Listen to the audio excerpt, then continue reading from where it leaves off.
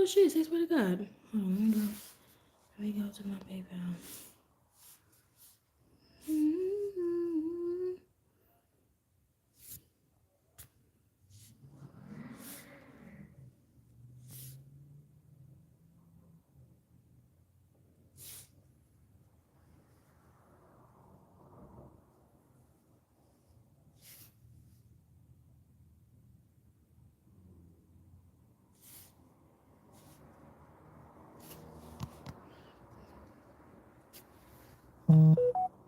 Hold on.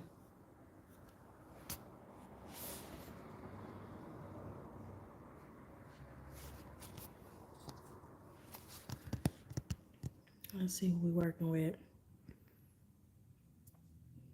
Look at my last little.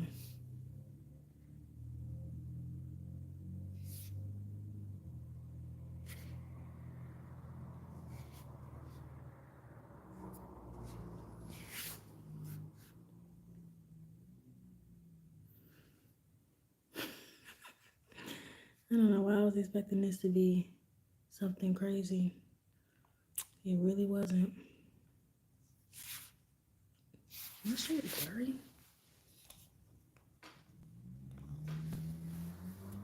There we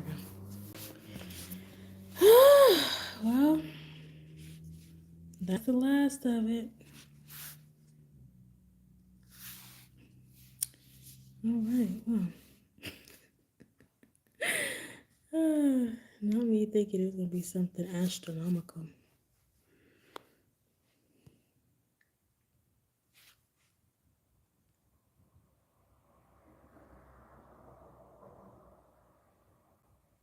It's better than nothing.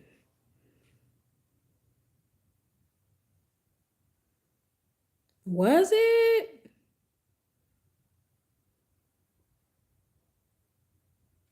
Ooh, period. Let me make sure I don't miss nobody.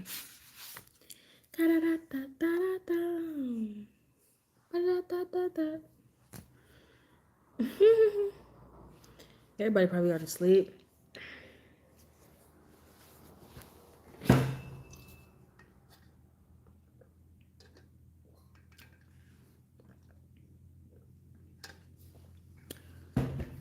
Fill up. Hey y'all. Fill up and fill on me. If you ain't here, YouTube does not show me who's joined. So drop a hey, hi, hello. Hey Abby. What's up, girl? What's going down? What's happening? I was supposed to literally I put a post up earlier and I was like, which time you want me to post to come on live on 5 o'clock or 9 o'clock? Why y'all mostly vote? Hola, is it do you say your name as like Jesus? I'm pretty sure you say it Jesus though, because why would you I call you Jesus? Hi Rylan. Is that how you say it? Is it Raylan or Rylan? You want me to sleep? No, I was supposed to come on 5 o'clock. Y'all, one of my favorite TikTok people came on live, and I just got mesmerized by that. I got hyperfixated on her live, so I was like, ooh. After she went off, I had 8, and I said, shoot, I might as well come in. Come on, first one. Okay, perfect. Yeah. So I'm glad y'all in here. How y'all doing? I'm seeing new peoples today. I don't know if y'all was in here yesterday, but I don't remember seeing any of y'all names yesterday. So yeah, I was talking about something crazy. I missed a hell of a story time. My best friend's making fun of me in the chat. Yeah, I was just talking about what's new coming up, like, and everything. Are y'all all subscribers? I'm not really sure. I have screenshots. Of all my Hi Yanapu. I have all like my screenshots from a lot of people who YouTube used to tell me who subscribed, but now YouTube don't tell me nothing. They don't tell me jack daily squat. I just see a number go up and I'm like, oh, okay, well, I would love to know who that was, but whatever. Oh, thanks, Rylan. I appreciate that. If not, it's no worries. This little message I'm about to say is about the society members who are subscribed already. So yeah, just for I think I said this yesterday too, but if I'm gonna be posting long form stuff, if y'all don't see one posted on long form, just know y'all gonna be seeing something short form as well. So I appreciate that, Rylan. Thank you so much. Are you a boy or a girl? I don't know if that's a unisex name. Is that a unisex name? I thought it was a girl's name, but I'm not really sure. To be completely honest with you. But yeah, I just wanted to chatted up really quick. I was literally just talking to myself. Duh, my last little fake studio audience. I want to talk to you about my last boss and how much of a queen he was. Listen. Oh boy, okay, sweet. Okay, so it is unisex name. I think I've only met one Rylan, and it was like a girl. The one last time that I met one. So nice to meet you. Glad for you to be joining us. But literally, I want to talk to you about my boss because I was just thinking about something. I used to work in real estate, and so when I used to work in real estate, there was this seminar we had, and we was all supposed to go, but I guess him, my boss, and then my coworker. I'll just call my boss irritant, and then I had my coworker. I'll just call him Rando. I guess Rando was out, and then Irritant got sick or something like that, so he wasn't supposed to come to this seminar. Last year, though, Irritant went to the seminar, right? And this was my first year going to the seminar, and he was telling me last year when they went, he was just like, yeah, the guy is like really boring, and I was in a snooze fest, and thank God I brought my computer, because if I didn't bring my computer, then I would have been bored out of my mind, all that extra stuff. And if y'all liking the story times, please make sure to like the live so I can get pushed to other society members. But literally, he was like, yeah, it's so boring. It was a snooze fest. I was just working on my laptop, XYZ. Now, mind you, this webinar or seminar is basically a real estate lawyer kind of going over all of the laws, the rules, things that's going on, all that good stuff. And so literally when he was talking, I was thinking like, okay, if I'm going this year, it's gonna be really fucking boring because it was 8 hours of just straight up this guy talking. He doesn't like have any PowerPoints or anything like that. So I'm thinking I'm about to be in this mug, and I'm thinking of the freaking dude is gonna be like 17 years ago. Like I'm thinking he gonna be boring. I'm thinking he gonna be tiresome. I'm just thinking this is about to be the most snooze fest freaking seminar I've ever been into in my entire universe, right? And mind you, Irritant, my boss, right? He's an aspiring lawyer. So he's been, like, I think he's taken the classes or something like that, or the test twice, and failed both times. So I'm just like, okay, you would think him being a lawyer, that a lawyer would be interested in a seminar from another lawyer. And so I'm like, okay, you're strange, you're irritating, you're annoying. Oh, everybody left. Ooh. Everybody left. I'm gonna pause the story. Because everybody left. Do. Was it 3 times, Yana? I don't know. YouTube is weird. It's showing me like 0 right now. So I thought y'all all left. My bad. I'll continue. So literally, I would think that he wanted to hear it from another lawyer. So Yana, he probably was 3 times. And you have better memory than me, Bestie. But I thought it was like 2 or 3 times, like he attempted to take the test. Not even the bar. Let's first talk about that. Not even the bar. Just the test, just to get into law school. Just to get into law school. He literally failed like fucking 2 or 3 times, right? So I'm thinking, okay, I find it strange that you, as somebody who's an aspiring lawyer, he wanted to be in like kind of like contracts, similar to kind of what this dude was doing as real estate. Like he was literally making it seem like this guy was going to be so ancient and tired and boring. And I'm like, okay, so if you're an aspiring lawyer saying that to me, then I was expecting this was going to be terrible. Dude, I get into the damn seminar, right? And the dude, I'm thinking he about to be as old as ashes. I'm talking about if you blow on him, he gonna fly away into the wind, okay? That's what I'm thinking. I'm expecting some dude who like, what time is it right now? It's 9:08. What time is it where you are? But like, I'm thinking this guy is literally gonna be like super old and boring and be talking like this and you can barely hear him and all that other stuff. And like, I'm literally like, what in the world is going on? So I get in there, right? The dude is nothing like he said.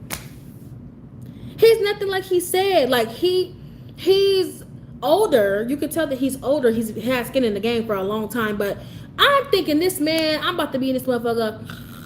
You know what I'm saying? But I was not. I was fully engaged. Like the dude giving us hella story times, all types of stuff that was going on when he was in real estate, that he hated owning real estate so bad that he was a landlord for like a year, and then after that he sold all his property.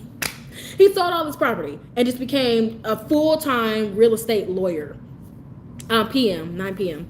And so literally, I'm like, I'm like, dude, you sat here and lied on this man, making it seem like it was gonna be so boring and all this extra stuff. And now, note y'all, this man's fee is like, I would say maybe what, $200 to $400 an hour. His clientele are nothing but millionaires who own bunches of property. He's like a well-respected high-end lawyer.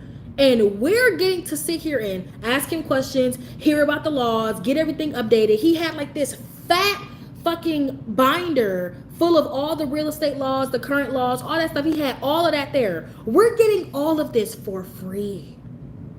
For free! And I'm like, this man, he is literally getting, our company is paying him to come here for 8 hours, give us 8 hours of time to answer any questions we want. Tell us any story times that's going on. And like, he was interesting, like all that stuff. And so I'm just like, dude, I want to own property eventually, one day.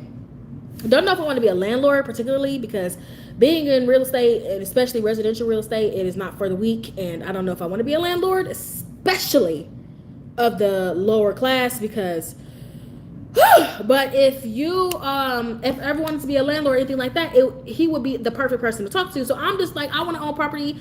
You said you wanted to own property, and you're trying to be a lawyer, and you thought this man was boring. Now we see why you failed 3 times. You know what I'm saying? Now we see why. You see what I'm saying? Now we see why we are in the boat that we're in. Now we understand why we're in the boat that we're in. Because what the frick is going on? What is going on? Like, I was sitting here just laughing about that, because I'm just like, you couldn't even sit and read your textbooks enough for you to pass the test to get into law school. And then he eventually said, you know, I'm gonna take a break, because at first Irritant used to be my coworker. He used to be my coworker. And so he went from being my coworker to my boss. And at first, our company was not going to give him the position because he was like trying to go back to school. But child, he fell so many times, Lord. He ain't had nothing left. So when they offered him the position again, all he could do was take it.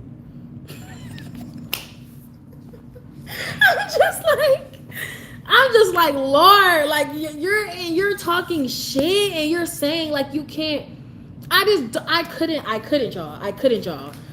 y'all. Like the laughter, I was holding it back, because I said, how are you talking mess? Saying this man is boring. You worked through his seminar. I'm like, and this is coming from somebody who doesn't want to be a lawyer. Me, hello, not wanting to be a lawyer. I'm sitting there, I'm fully engaged. I'm making a list of questions of what's going on. And you will learn a lot. Like, that's what I'm saying. Like, how the hell was you not paying attention to this man? Like, when are you ever going to get an opportunity to get a lawyer like this? You know what I'm saying? For free. Services for free. From a high-end lawyer. Like, he's one of them lawyers where, like, he goes with other groups of lawyers up to the Capitol. We're in Wisconsin. He goes up to the Capitol in Madison and gets laws changed. Hi, Trail. Gets laws changed. That's the type of lawyer he is. He's that well respected. He has gotten several laws changed in Wisconsin involving real estate to help protect his clients. And you're telling me this man is boring? This man is his webinar, his seminar is a snooze fest? Come on. Let's get it together.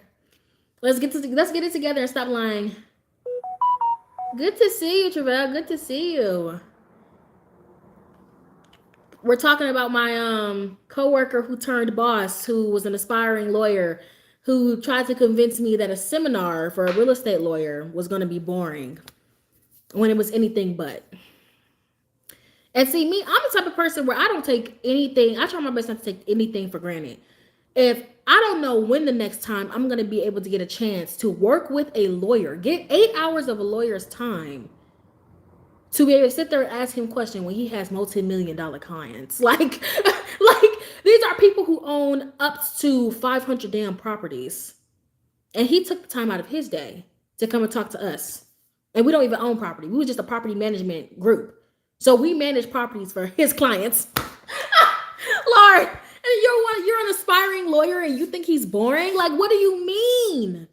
Once again, now we know why you failed your test to even get into law school 3 times.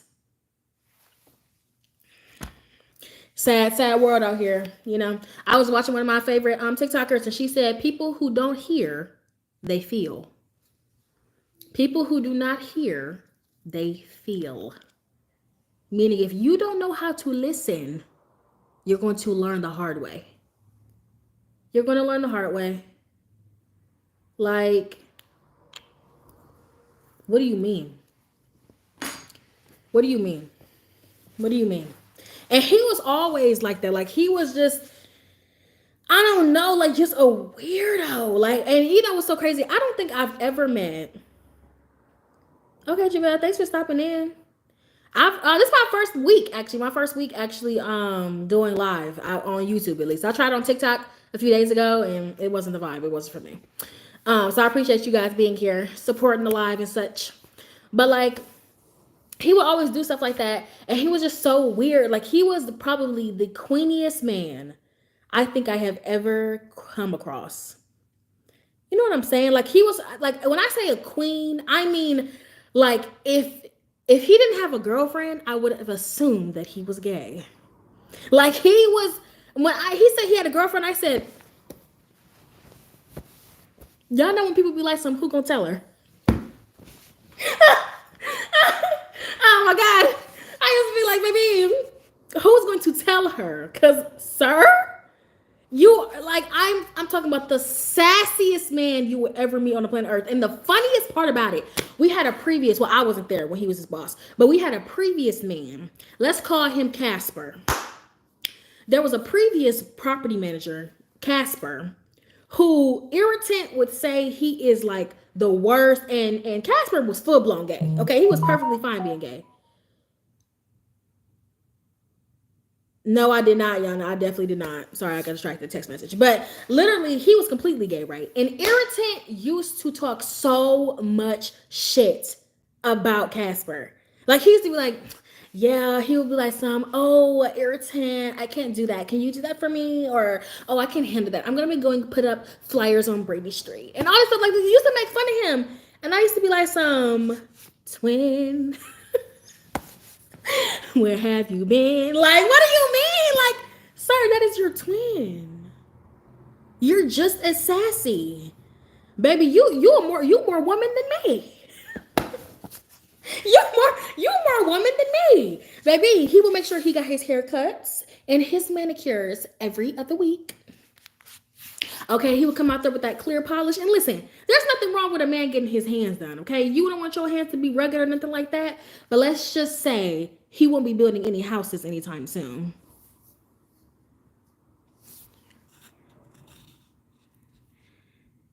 My phone going off. Oh, yeah. But like, it's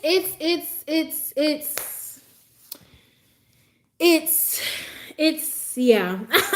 I literally, like, the way he would talk, and literally if you heard his voice, he had the most like, how can I duplicate it? Like, oh my God, like, how can I duplicate it? It was like the most, y'all know, like the stereotypical femboy voices. Like, you know what I'm saying? Like, he had that to the point where he'll just be like, I don't know. Like, and I remember there was one day where I was talking to him, and I kid y'all not, he had his hand on his hip like this. Y'all see what her? Like this. Like, literally like this. Standing there talking to me like this. And I was just, listen, I'm one of the people where I'm very observant. So I just be cocking my eye, like, I ain't gonna say nothing, but I'm cocking my eye, like, like, why is you, I'm talking about his full chest is out, and he like this. Just full blown, like, I'm like, queen. I'm like, friend, here's the closet. I have the door open. Just step out. It's okay. Here's the closet. I have the door open. Just step out. It's okay. It's okay. I've been through this before. It's Dej Loaf all over again. I'm good. Like, you know, I don't know if you've ever met like very catty, very gossipy, very like petty women. I don't know if you've ever met women like that, but if you ever have, that was him. Once again, if I did not know he had a girlfriend, but once again, who's gonna tell her? Because he was the, like, I'm telling you, the most gossipy ass motherfucker I've ever met. I'm like, are you a man? Like, not, I'm not trying to pull the masculinity card, but are you a man? Are you a man? Like, are you a man? Because you in here flapping your gums like you're a chick. Bye, Rylan. Thanks for coming. Thanks for stopping by, everybody. Like, I'm like, are you a man? Because you sound like a girl. Like, he used to nitpick the most tiniest little stuff. Like, oh, look at her email. Oh, look at her typo on her email. Look what shirt she was wearing. Why are you peeping her shirt, Fran? That's interesting. That's interesting. That's interesting. That's interesting. That's interesting. That's interesting. I don't know. He was an interesting one. That one, an interesting one. That one. Dude, I don't think I've ever met a man so. What's the word? Flamboyant.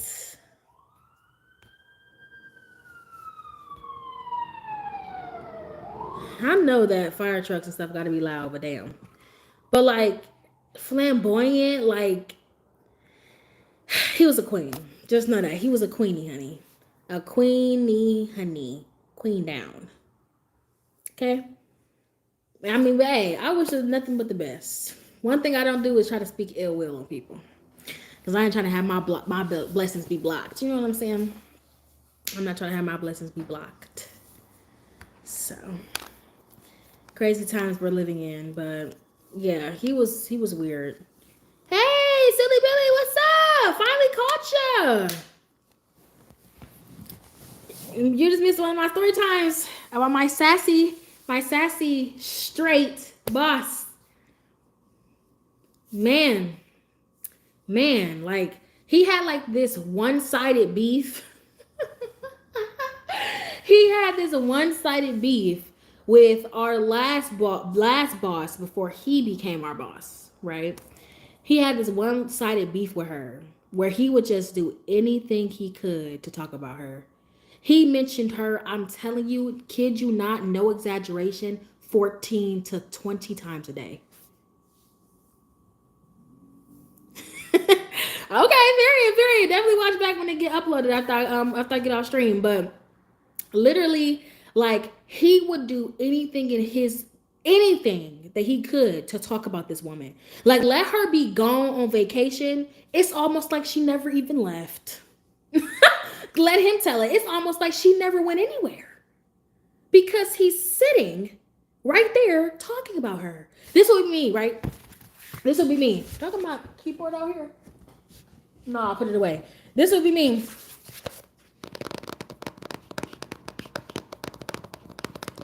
Just working. Just working. And he'll be like, and I'm like, what's wrong? What's so funny? He's just like hysterically laughing. Like, you know when somebody laughing, but it's not like they just laughing to be funny. They're laughing, gassing it so you can ask them what's up. That's what he would do. And so because I know that he's gonna keep on laughing or keep saying something, like he'll be like, ha ha ha, and let me not respond, right? I'll probably cock my eyes and be like, he'll be like, "Oh, that is so funny. That is so funny." Trying so hard to ignore like this. He'll be like, "Oh my God, I cannot believe." Probably did want her, y'all. I'm not gonna lie. I'll just be like this. He'll just be like, "Oh my God, I just cannot believe that. It's so funny." He's not gonna stop until I cock my head and ask what's up. He's not gonna stop. Like I'm just like Baby, if you want to get my attention, just let me know. But the thing is, though, is that he wants me to ask on my own because he's already mentioned her 11 times already, and it's only 12 o'clock. He's already mentioned her fucking 90 million times already, and it's only 12 o'clock. We got 5 hours to go. So once I'm typing, I'll just be like, me trying to be nice. What's up? He'll be like, no, I'm just thinking about that time that she had a typo. Hi, Rylan, welcome back. He was like, oh, I'm just thinking about that time that she had a typo on her email last week. Why do you remember her typo of her email from last week? This girl all the way in Florida. Why is she on your dome? Don't you got a girlfriend? He's silly Billy. The stories I have to tell you. Just wait. There's more. It was obsessive. Obsessive. I don't think I've ever met anyone in my entire existence who spoke about somebody so bad. Like literally, he was insane. I could not. I just could not. So he'll be laughing about a typo that she had last week, or like she'll come in. Bye, Jarrell. Thanks for staying. She'll come in and say she got like a certain outfit on, or say she'll come out and talk about her dog. I'm one of them people, right? Like, even if I don't like you for real, if I don't jam with you for real, I'll sit there and listen to what you guys say. If you want to talk about your weekend or talk about your dog or talk about your kids, I really don't care. Personally, I'm a socialite. I don't really give a shit what you do. I don't have no problem. So like she will come in, right? Say she come by and talk about her dog. Now before, when she was our boss, I'll call her, what can I call her? I'll call her Fire. When Fire was our boss, she would like, why am I using these weird ass associated names? I don't give a fuck if they hear me or see about me. Fuck all you bitches. Fire's name is Kiera. Irritant's name is Christian. Okay, moving on. Christian and Kiera. So when Kiera would come by and talk about her dog, me and Christian used to be like really good co-workers. We used to be really good co-workers when we first got together. When we first got together, we were black. Hello, I don't give a fuck. Baby, if you want to go, I like to fight. So let's get it going. So literally, when me and Christian first met each other, we clicked really well. We worked together really well. Everything was going fine, right? Me and him kind of became friends very quickly. So he helped me move a couch into my house. He invited me to a New Year's party, and then eventually we fell out. I will tell y'all about that story. It's absolutely ridiculous. We had a falling out. He's a petty individual, so let's just say it like that. He's petty. He's emotionally immature. We had a falling out, right? But before that, one thing that I knew about Christian was that the moment that I met him, I could tell that he was fake as fuck. And it's not like even like a work relationship, personal relationship fake. It was like I will smile in your face. Basically, think about Regina George and put it in him. Quite literally. He would be the person who'd be like, oh my God, I love your skirt. The moment you walk away, that's the ugliest fucking skirt I've ever seen. Like, he's literally that type of individual. Like, Kiera would come out and she would talk about her day, talk about her dog. And see me, I'm one of them people, I'm not shady. Like, I like to hear about what people got going on. I like to hear about what people got to say. Literally, I picked up on his energy immediately. I don't mind. Like, if you want to talk to me about your weekend or whatever, I'm interested in that. I like to socialize. So if you want to tell me about your dog, I'm down. Like, especially if I don't got no beef with you or whatever, right?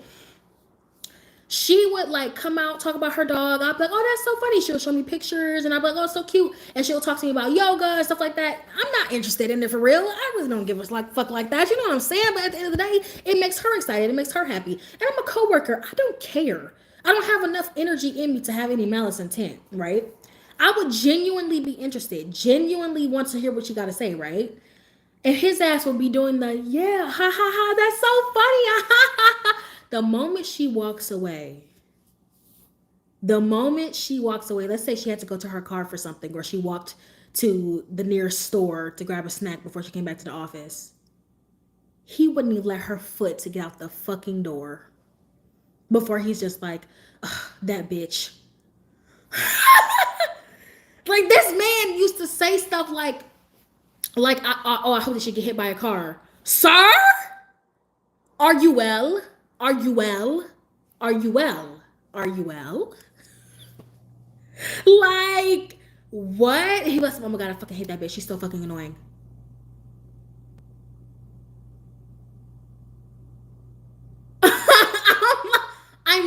stunned to speak. And then I want the people where I try to stay neutral. You know what I'm saying? Like, I don't like to get in beef, especially at work. Like, work beefs just don't make no sense to me. Like, I have to see you. Most of us work 9 to 5. Most of us are 40 hours a week anyway. I have to see you 5 days a week, 8 hours a day. You think I'm trying to beef with you? I don't have time. I don't have time. I don't have energy. Bitch, I'm a Libra. I am the center of my own world. I don't do the beefings. I don't do the beefings where I get my check. Let me just write my check and go. He's mentally not there. He's so unwell. So literally, he would do stuff like that. And so me, when he would tease me this shit. When he would tease me, I would be like, oh yeah, or whatever. Like, don't get me wrong. There were some things that I said about Kiera because she was one of them people where she's great at her job paper-wise. She's great at her job, like getting projects done, getting things on a swivel. She's organized. One thing I can't say about her is that she was lazy. I could never say that about that woman. She was on top of her shit. She was a decent boss, but she was horrid. I don't think I've ever met anyone so terrible at communications and people management. She had her flaws. Do not get me wrong. She had a hard time admitting when she was wrong. She had a hard time talking to people. She had a hard time accepting blame. It was very much, she had her own stuff going on, right? But what bothered me about Christian was that, see, with me, I'm one of them people where, like, if you upset me or you piss me off, I'm going to cut you off from my serotonin. Let me tell you what I mean. So I'm literally the type of person where, like, everybody has always told me this.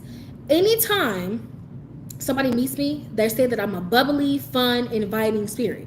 Well, that's just me. I'm a happy-go-lucky, let's go, let's have a good time, let's giggle type of person. Because one thing about me, you get one time on earth, once, uno.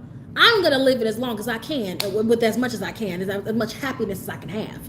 I'm not be walking around here sorry and miserable. I'm sorry, we only get to live one time. We looked up yesterday, or the day before yesterday, whichever live that was, there's a 1 in 400 trillion chance of you being born. 1 in 400 trillion. You think my lucky ass getting picked? I'm not about to live it to the fullest. No. So anytime somebody meets me, right? If you piss me off, it was yesterday, thanks, Yanni. Yeah, I'm also like that daily whiplash, silly. Whiplash all day, right? But if you do something to me, right? I'm friendly, I'm goofy, I'm nice with everybody. Yeah, exactly. Do some chores, have me on the back, it don't really matter. Literally, I'm that type of person where I'm goofy, I'm fun, I'm silly, that's just me. Day to day. I like to have a fun, goofy, silly, just inviting environment, and I don't like to be around negativity. It's just not my thing. So my thing is, though, if you do me dirty, I cut you off from that. So basically, what does that mean? I will treat you solely like a damn computer, pretty much. You'll get no emotion out of me. Zero. No happiness, no sadness, no nothing. The only emotion you might get out of me is anger. But for the most part, instead of me walking into the office and being like, hey, how was your weekend? Da, da, da, da, it'll be like a hello.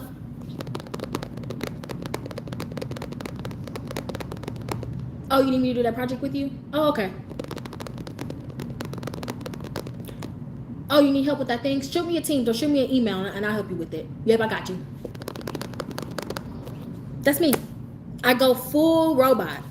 Because at the end of the day, I'm not about to sit here and kiki and hee and ha-ha with you when you did me dirty. You know what I'm saying? When you're acting a fool, when you're acting crazy, I'm going to cut you off from any type of personalization that I can. And I'm going to keep it strictly work. If it don't have anything to do with work, I'm not going to talk to you. There's no point. There's no reason. What are we doing?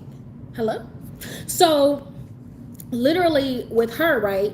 What you would know, she would know when I wasn't fucking with her. She would know when she did some fucked up shit.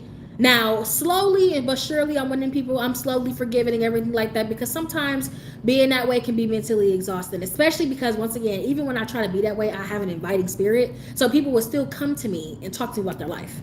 My only thing is that you'll sit here and be like, yeah, look at my dog, look at my yoga, look at my, tell me about your weekend, everything like that, unprovoked. You can do all that all day. But in the moment that you do that, I'm going to be like, oh, that's nice. Oh, okay. Oh, that's nice. I'm happy for you. Short, quick, sweet. Get in and get out. Like, done. Finito, right? But she would know that. I would never pretend. Like, you know what I'm saying? I would never, like, that's me. That's raw me. I would never pretend to be, like, her friend. You know what I'm saying? But he would. It was sickening. When I say it was sickening to observe, it was sickening to watch. Like, sickening. Like, I would watch him go out of his way to go in her office to tell her about his weekend, talk about his life, you know, ask her personal questions, pretending to be her friend. And then the moment that she would walk away, he would come in my ear and tell me how much he hates her. I would be like, I'm a direct person. I'm a very direct person. People try to tell you that you're rude or that you're standoffish or that you're aggressive when you're direct, but I'm not. I'm the type of person to be like to your face. I thought you didn't like her. And he's like, yeah, I hate her. And I'm like, well, why did you talk to her then? People will perceive that as being rude. I'm not being rude. I'm asking a real question. Why would you go out of your way to talk to her about your weekend? Why are you in there kiki and he and he-hiing with her when you can't stand her? You just said yesterday that you hope she get hit by a truck. And I have ADHD, which is what I'm going to be highlighting on my channel now. Like, I have ADHD. Like, I need to ask these questions to fully understand, because sometimes I don't pick up on social cues.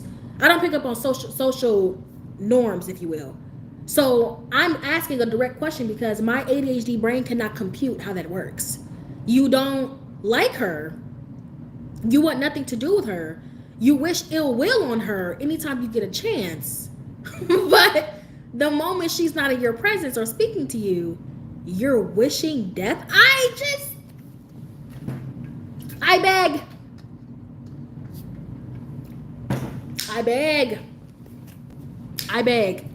Like, and the thing is, right, is that she was scared of him, right? Kiara was scared of Christian. Like, she could not. Christian was one of them people where, first of all, he's spineless. Let's first talk about that. He's a spineless, catty little girl, okay? Spineless, emotionally unstable, all these things, right? So he was one of them people where he would let the bosses fuck him in the ass raw, no lube, and smile about it. He was one of the people where, baby, you can hear him whimpering in the corner as they go into town, and all you can do is keep your head straight like this. And he gonna come out the room like this.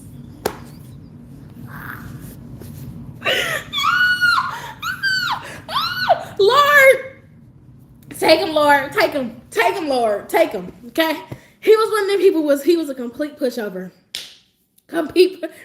Lord, complete utter pushover. Okay, it would be like you know, I don't know if you've ever heard or ever watched what is it, something Meeting the Johnsons or something like that YouTube. If you ever seen that video, it's literally you're like the wife while he back there doing his daddy dirty in that bathroom. That's Christian. Lord, getting back to the point.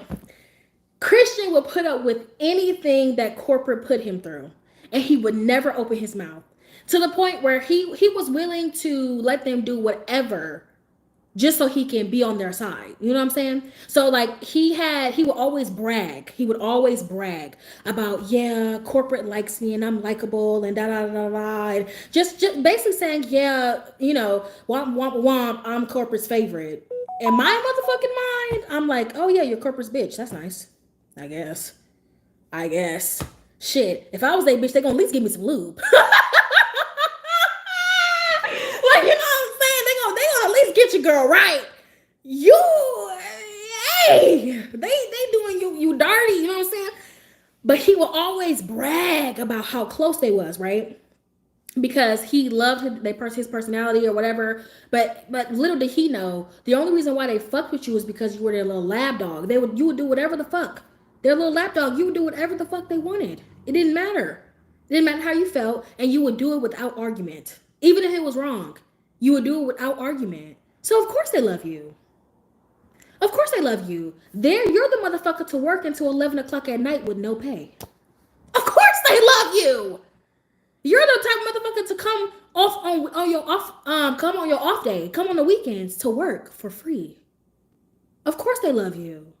You're the type of person to answer your phone on vacation when you're making less than 70K a year. Of course they love you. You're a little bitch. Like, I don't think, and he just bragging about it. He's just like, baby, he's just, you know what he's like? He's like the battered wife of a rich man. The battered wife of a rich man, but she only get a $200 a week allowance. Like that. Oh.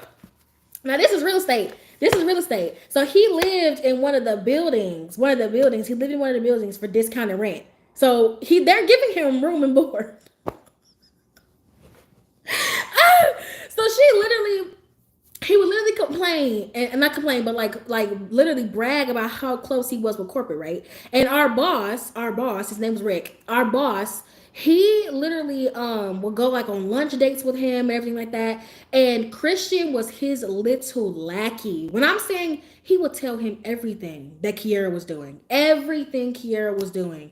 He would literally be right there being like, yeah, she's doing this. Like, I kid you not, he probably knew if she took a shit last week Thursday. I ain't even gonna hold you. He's tracking her every movement, right? Because he wanted her job. So this would be the same motherfucker coming back to her. Yeah, that's so cool. We definitely should do volleyball sometime. Like all this stuff, right? And then when she would be out, he would disappear for 2 hours and go talk to our boss about her. Have lunches and shit. And I don't know if she knew about the lunches. I'm not sure if she knew about the lunches or not. But she knew that corporate favored him over her. So he could do whatever the fuck he wanted to her, and she couldn't fight back. Anything that she wanted to do to go against him, she knew that she couldn't fight back. And I think that she was just scared of losing her job, maybe because he was going to be favored. See, me personally, I don't never give a fuck about a job. If something wrong, I'm going to say something. I don't give a fuck how you take it at the end of the day. Because like I was saying yesterday, you're not going to ruin my time on earth. No. I'm going to have the time of my life here. You're not going to ruin my time on earth. No. Absolutely not. I refuse. And so she would just let him do whatever, say whatever. He would go behind her back and do stuff. All types of shit.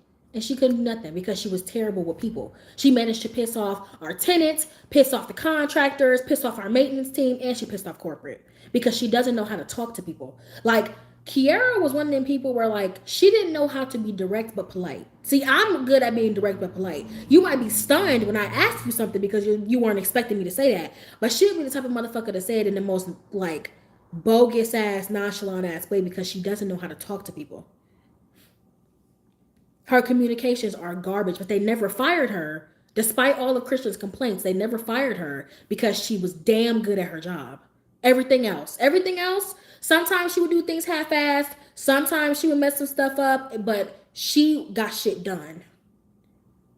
So they never fired her, right? The only reason why Christian became my boss and then eventually our coworker Ben, the reason why he became our boss was because Kiera ended up getting transferred to a different property. That's the only reason why he got her job. That's the only reason why he got it. And there was nobody else dumb enough. There was nobody else dumb enough to take on the shit that she was doing for little way. I think they upped his fucking pay by like maybe $2,000 a year. Maybe. He went from being a leasing agent to a property manager, taking on all this work. All this extra stuff. He was ill prepared, by the way. Didn't know what he was doing. All this work. And they paid the dude like $2,000 more a year.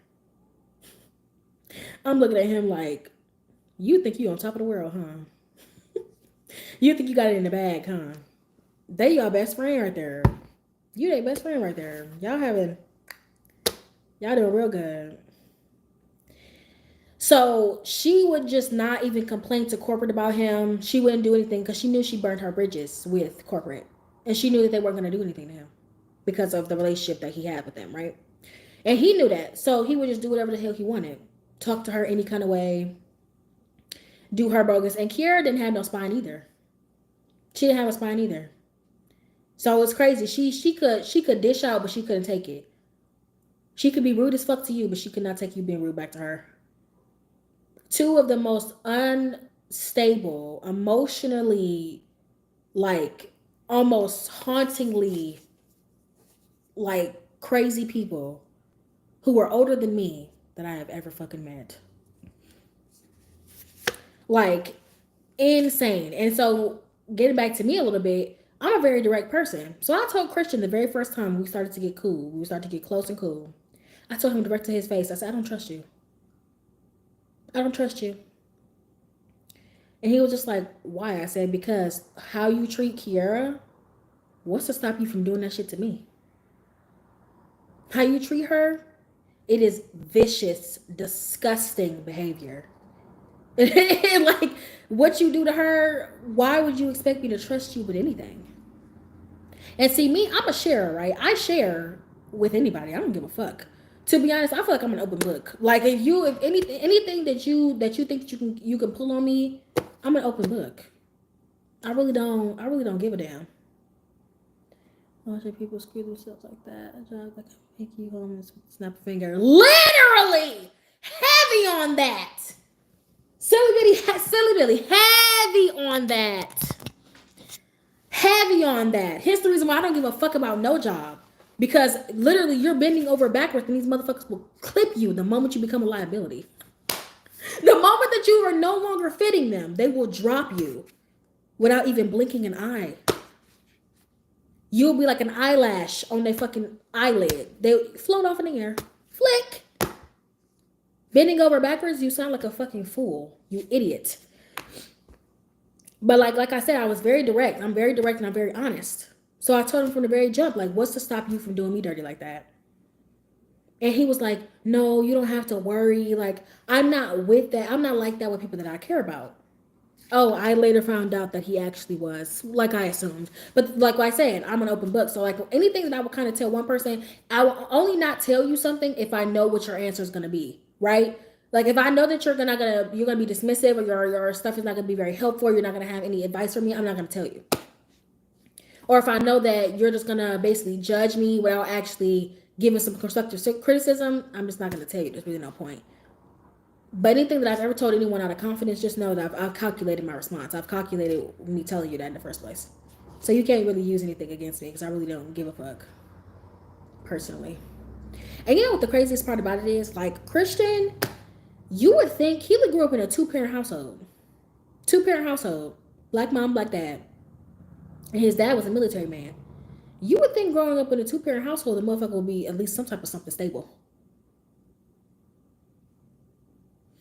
Nope. No. No. No. And so, like, I knew what I was dealing with. Like, I knew the type of person that I was fucking with because he just gave this, like, when I first met him, he gave, like, this almost menacing, unnerving feeling. And me, even when I feel that way, because I get my discernment from my mama, even when I feel that way, I still try to give people a chance because you don't know what your discernment actually is. You don't know exactly what you're feeling. So me, I'm a big observer. So I like to just watch people do what I'm already expecting them to do. I don't try to change nobody. I don't try to do none of that stuff. I just sit back and I watch patiently. And some things you wouldn't even notice that I'm picking up on. I'm very observant. So I knew that you was going to be a fake ass bitch before you even knew you was going to be a fake ass bitch. I was already peeping it. I'm already sipping on your tea. I'm already there. Bookie. And so, like, it's just insane how crazy he was, right? Like, because I was already expecting him to be fake as hell, but I did not know to what caliber.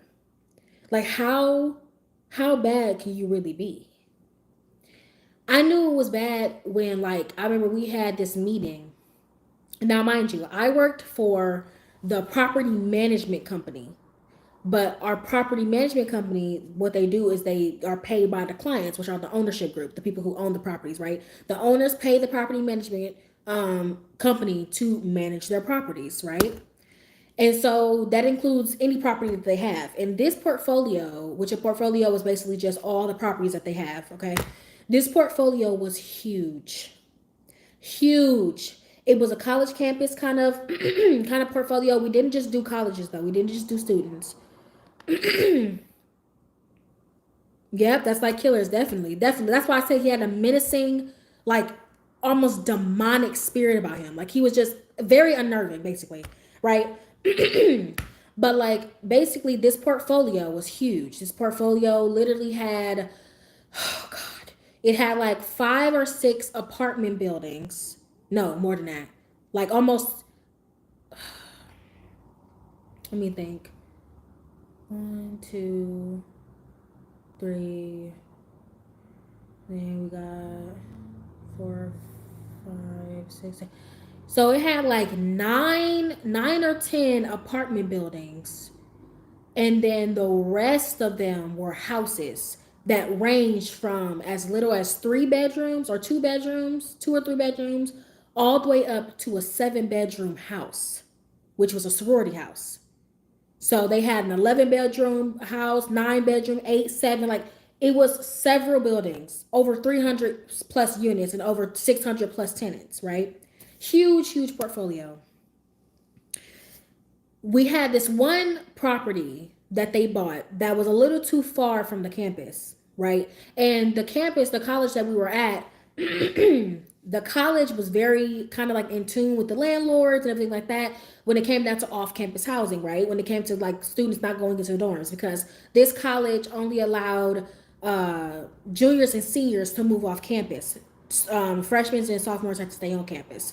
So, however, though, even though the juniors and seniors be off on their own looking for housing, the school wouldn't suggest properties that were not within the school's realm. Now, this school was pretty big and it had its own police department. It had its own police department. So basically, the school refused to let kids go outside of the police department's jurisdiction. Now, remember, this is a little school police department, so they don't have a lot of range. Like their radius is like 12 blocks each way, which is not a lot when you really think about it. It's really not a lot. So basically, we had a property that was like a block or 2 outside of the police radius, right? So the school would not suggest any of their students to go to this property. So our ownership group ended up being like, okay, it's not in the best neighborhood. The school refuses to send students up there. We're kind of fucked. So we have to figure out how we're going to fill this entire building because it's not the best building either. It's kind of old and not great. So they ended up reconnecting with this group called Guest House. They ended up reconnecting with this big, large group. You can look it up in Milwaukee. So it's basically a place that houses people who are having a hard time finding housing, people who are impoverished, old veterans, people who just got off of drugs, basically just anybody, homeless families, battered women. They find housing for them, right? This company decided to pair up with our ownership group again on a new property. Now, note, make sure you have it in your noggin. Like maybe a year or 2 before that, ownership group was already linked up with this company, already linked up with Guest House before, but there was problems with the tenants that they keep. Now, remember, Guest House, they manage the tenants. We just manage the property. So Guest House was considered our tenant. So Guest House, the company, is our tenant. We talk and mess with them and associate with them, right? Not their tenants at all. Because their tenants, they range from people who have mental disabilities like schizophrenia, people who are veterans of PTSD, anything like that, right? And we didn't know who we were dealing with because they can't legally tell us anything about these people, right? So because of that, for our safety and for just their, everybody feeling comfortable, they manage their tenants, right? But beforehand, the first time that they had a relationship with the ownership group, the first time, they literally like Guest House had like these people, I wasn't there for this time, but these people were like doing all crazy types of crazy stuff, destroying stuff, clogging up the toilets, fighting. They had a drug ring going on in there where they were selling drugs to people. Like one guy, I guess he had schizophrenia or something like that. He pulled a gun on one of our property management people, which I think was Christian, actually, the year before. And so this time, Christian was kind of like, we were kind of like, y'all want to have a relationship with them again? Because y'all severed the last lease because of this bullshit they pulled last time. And y'all want to do this again? So the ownership group, in order to, I guess, make us feel better and for them to make themselves feel better because they didn't want these people fucking up their properties again, right? They made up this very detailed, very almost strict, really strict lease for Guest House. Basically saying that if we're going to work with y'all again, what happened last time can't happen again. What the type of people that y'all had in here last time, we're not accepting that. Y'all pulling guns on people and everything like that and all this stuff, we're not doing that this time, right? So literally Guest House was like, okay, they'll agree, right? But Guest House really didn't know all the ins and outs of what the ownership group was going to be putting inside of this new contract, this new lease contract. And it was precautionary measures to help protect the team, because basically we're saying we're not going into that building. We're not dealing with them. Y'all gonna have to deal with them, right? But even though the property management team wasn't gonna be dealing with them, it's still our property. So who does that mean is gonna have to deal with their tenants? Our maintenance team, which is still our team. So we wanted to make sure that they felt safe, that they felt like they can walk in there and things like that, right? And so ownership basically was hounding Kiera, hounding her about all these things they wanted to add into this lease. All these things. Now note, Guest House hasn't read it all the way through. So they don't really know really what's all going on, right? But they did read some stuff. And after Kiera was done, ownership, keep in mind, has been hounding Kiera for weeks to put all this stuff in here. To the point where she was breaking down in tears because they was literally on her ass, right? It got that bad. Guest House had reviewed some of the documentation, but not all of it. So they set up a meeting because they had some concerns about the new lease document. Ownership, one of our ownership people was in there. Ownership had Kiera lead the meeting. Now remember, Kiera don't know how to talk to people. She don't know how to talk to people. She don't. She's terrible with it. She's terrible with communication, especially when she's either flustered or frustrated or anything like that. If she's overwhelmed, girl, you may as well get the 5-year-old monkey to say it. You may as well get the most slick talking person on the planet to come and say it instead. You may as well slap him at this point because she don't know how to talk. Now Kiera, you can tell physically on her face this is her in the meeting. This is her face in the meeting. So you can tell that she's already not fucking with it. She's not happy. She's not doing well. She doesn't want to be here. She's been yelling at the ownership group and at our bosses from the property management corporate that we didn't want to work with them. She's like, I don't want to work with them. I don't want to communicate with them. I don't want them moving into our property, right? But nobody else wanted this property. In our ownership group, they're about the money. They don't care about anything else, to be really honest. They're about the money. And these are people willing to pay them $30,000. $30,000 a month to take over this building. You think they're about to pass that up? No.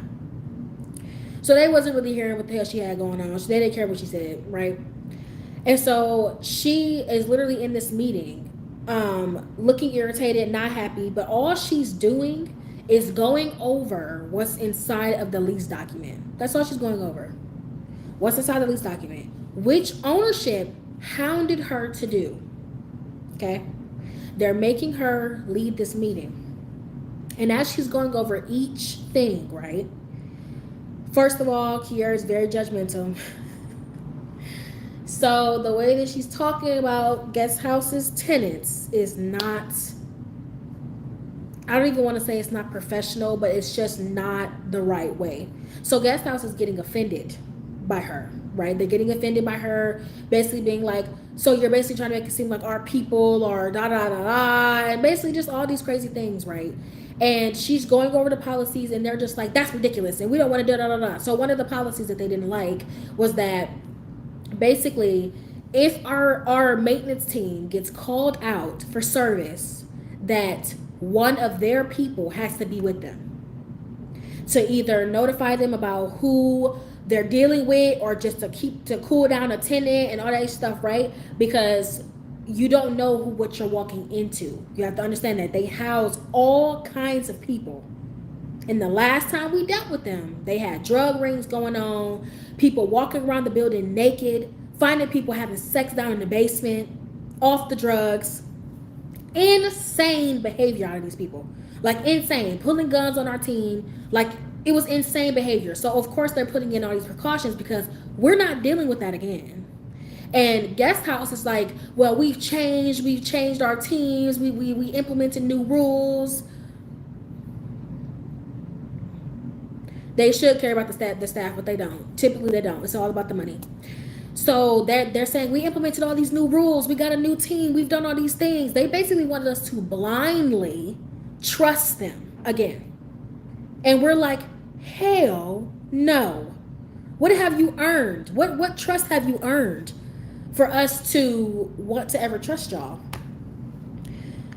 So literally the Kiara's going over all the new things. So that was one of the things they didn't like. They was like, well, what happens if maintenance, because we had 24/7 emergency maintenance. What happens if maintenance has to come out in the middle of the night? What if they have to come in at like 1 o'clock in the morning? We're not sending our staff members in there to deal with that. So Kiara, once again now, there is a literally no integrity whatsoever, Lily. No integrity whatsoever. So Kiara is literally just listing off all the things that are happening. Mind you, once again, one of the owners is in the meeting. He's in the meeting and he's not saying a damn thing, right? She's listing off all the stuff. She's going according to what ownership told her to say. Now, once again, Kiara has a lot of fucking flaws, but one thing about it, she's just doing her job, right? She is drowning. When I'm talking about these people are on her ass, they're borderline cussing her out professionally. And she's leaning on our owner for assistance. She's just like, hey, Derek, who gives a fuck? She's like, hey, Derek, like, can you, basically back me up here? Like, can you back me up? Like, this is your contract that you told me to write. And every single time that she calls on him to help her and assist her, he comes back with this response. No, Kiera, we're not going to do that. We're not going to do that. You know what, guys? We want to work with you. We want to have a good relationship with you guys. We want everything to be well. So it's going to be okay. We don't have to do that. We don't have to do any of that. We want to have a good relationship with you guys. So Kiera, we're just going to take that out of the contract. Every time. She leaned on him for support like 4 times in a meeting. And Christian's ass isn't saying a damn word. Because he wants her to drown. He wants her to drown. He wants her to drown. And see, me, the way I see it, I don't give a damn how I feel about my coworkers. We're a team. That's the way that I see it. We're a team. If you're having a bad situation going on, it reflects on all of us. It makes the whole team look bad. And at the end of the day, that can hinder our jobs altogether. So I'm not about to sit here and watch her drown because this is our team. We're the team. So at the end of the day, I'm not going to sit here and watch her drown, right? Because I know me and Kiara only work together on Mondays. Christian's schedule was Tuesday through Saturday. Me and Kiara's was Monday through Friday. So me and her on Mondays work together. I've seen her come out of her office breaking down crying because she's trying to communicate to these owners like, y'all are putting me in a difficult spot and they're not listening. I've seen her argue and fuss and fight with them for weeks about this contract, knowing that she was going to get pushback, and they didn't give a fuck, and that you're in here undermining her on top of that. And it's like Christian sitting over there trying to hold back his smiles and shit, but your dumb ass don't realize that this can very easily be you. That's the reason why I don't hate on nobody. I don't spew mess on nobody. Because baby, this could very easily be you. Funny enough, it became him, by the way. This could very easily be you. And all she's doing is listing off what ownership has been telling her these past couple of weeks. So she's drowning so bad, I stepped in. Because guest house was like, you're basically judging our people and making it seem like they're basically, the way that Kiara's tone was kind of like, we don't want to mess with them people. We don't want to talk to your people. We don't want to deal with your people. You know what I'm saying? And it was coming off very condescending. Granted, she was frustrated, but it was not a professional tone to have when you're talking to a client, basically, right? So I'm pretty good with communications. I try my absolute best to be as good as I can when I communicate. That's actually one of my best skills. I'm not to my own horn, but like I stepped in because Derek is not doing shit but throwing her under the bus. He sees that they're getting frustrated. He doesn't want them to pull out of the deal, so he's throwing her under the bus. Christian's not doing anything to assist. So I hop in and I basically say the exact same thing Kiara's saying, just in a different tone. So basically, Kiara was saying like this: yeah, well, this is what we're going to be doing. Somebody has to be there with you guys because the last time that you guys were here. Thank you. Thank you so much. Like, she like, yeah, the last time you guys were here, this situation happened, this situation happened, this situation happened, this situation happened. So we don't have a good relationship with you guys. The last time that we talked to you, it wasn't a good relationship. So they're just like, well, we've changed our policies and we've done X, Y, Z, and they're getting frustrated, right? So I say the same thing she says, but this is what I do. I come in, I bless them, guys. Trust me, we're not saying that you have not made any efforts. We're not acknowledging that you've made changes, that you're striving towards a better work relationship, that you're changing your practices. We recognize that. We understand that. And we're not trying to say that your tenants are beneath us or anything of that nature. We're not saying that. But what we are telling you is that, for one, you cannot tell us anything about these tenants, meaning our team is walking into some type of situation blind. And if you're not there to either cool down the tenant or notify them that they're in good hands or anything of that nature, you're leaving our maintenance team exposed to whatever. And what Kiara is highlighting is that in the previous time that we had a relationship with you, our team was put in a dangerous situation with a schizophrenic tenant that we were unaware of. Our team was walking in on drug dealings, dealing with aggressive tenants who we were not aware of their mental state. We had y'all tenants having intercourse, butt naked in the basement while our contractors are trying to do their jobs. You have to understand that we can't just trust y'all blindly. The bridge was burnt. And in order for us to be able to start anew, we have to agree somewhere. We have to agree on the terms. We have to meet some type of middle ground. So maybe them coming out in the dead of night may not be the most helpful, but you need to understand something. If you do not come out and our maintenance team either feels like they're unsafe or that they can't do their jobs properly or that your tenant is just being difficult, we will not continue service. So I was basically coming in and basically saying the same thing that Kiara was saying, but just in a different way, right? And I ended the meeting.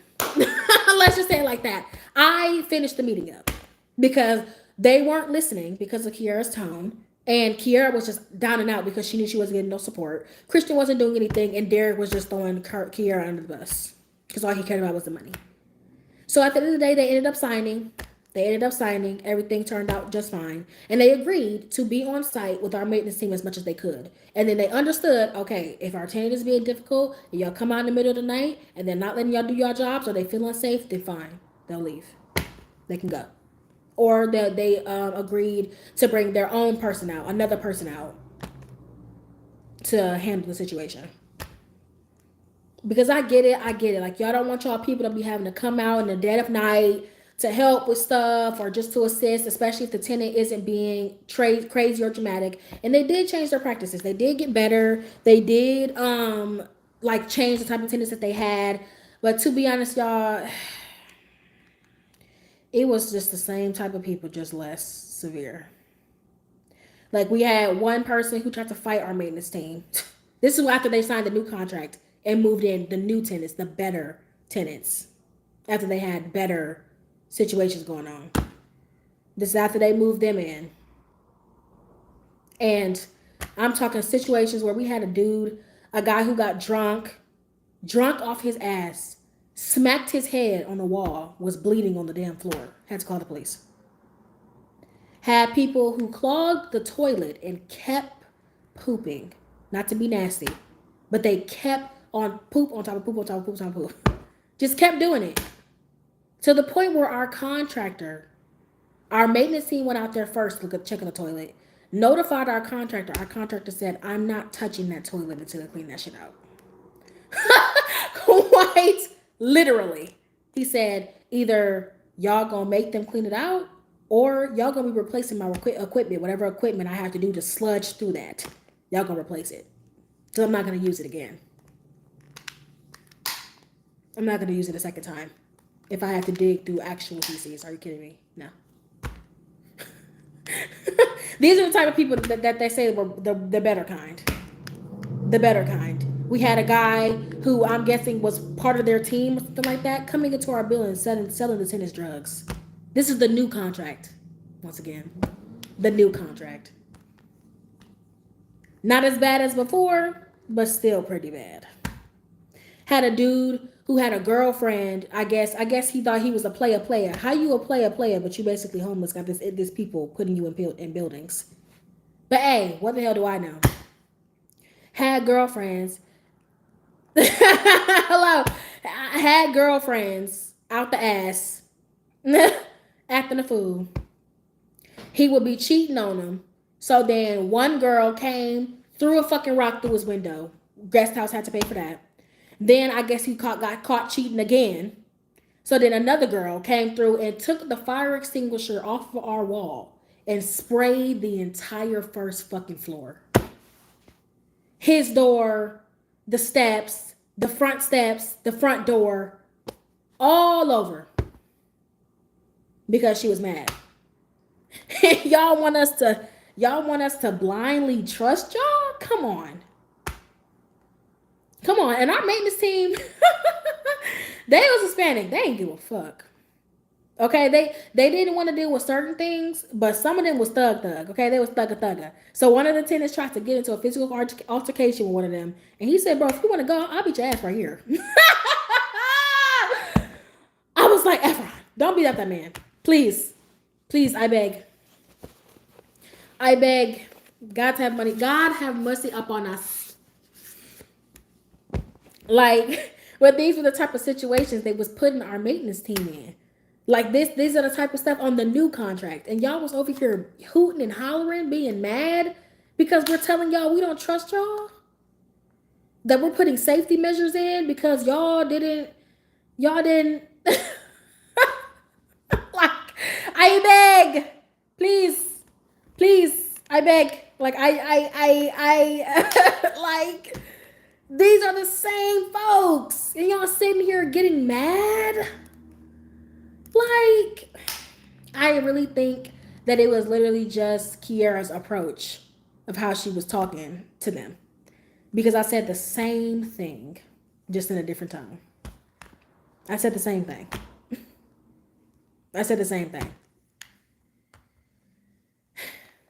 And literally after the meeting, right? After the meeting, I think Kiara left or something like that. She left or did something. And it was just me and Christian in the office. And he straight up was like, I was like, woo, that meeting it got a little hot. That's the reason why I stepped in, because it got a little hot. And he was like, I was just going to let her drown. Delivery does matter. Delivery definitely matters. But he was like, yeah, I was just going to let her drown. I wasn't going to help her. And remember, she hasn't really done anything to Christian. She hasn't done anything to him. But pretend or try to, honestly, I think that she was in survival mode, trying to survive him. She would sit there and listen to him. He would talk to her any kind of way. I'm talking about, he'll be like, I'm not doing that. She's our boss. He'll be like, I'm not doing that. Anytime she would ask him to do something. Sometimes he'll be compliant, and if some days if he didn't feel like he wanted to be compliant, he wasn't. And he would just straight up tell her, no, I'm not doing that. Because she knew she couldn't do shit to him. She burned her bridge with corporate. So he could pull whatever the fuck he wanted. So she didn't just do stuff to him. She didn't just do whatever the hell she wanted. Because she knew that corporate would be on his side.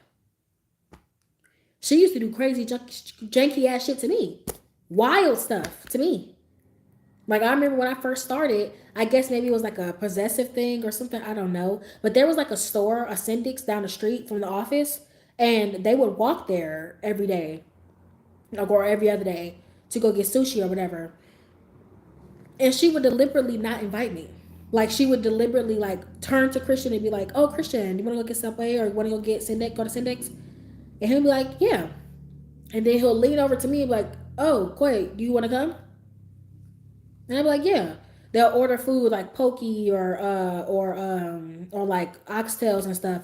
And she'll be like, "Oh, Christian, you want to order oxtail?" And he'll be like, "Yeah." Quay, you want to order oxtail with us?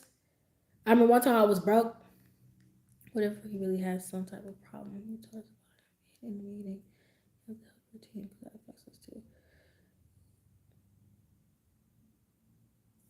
could have some type of problem.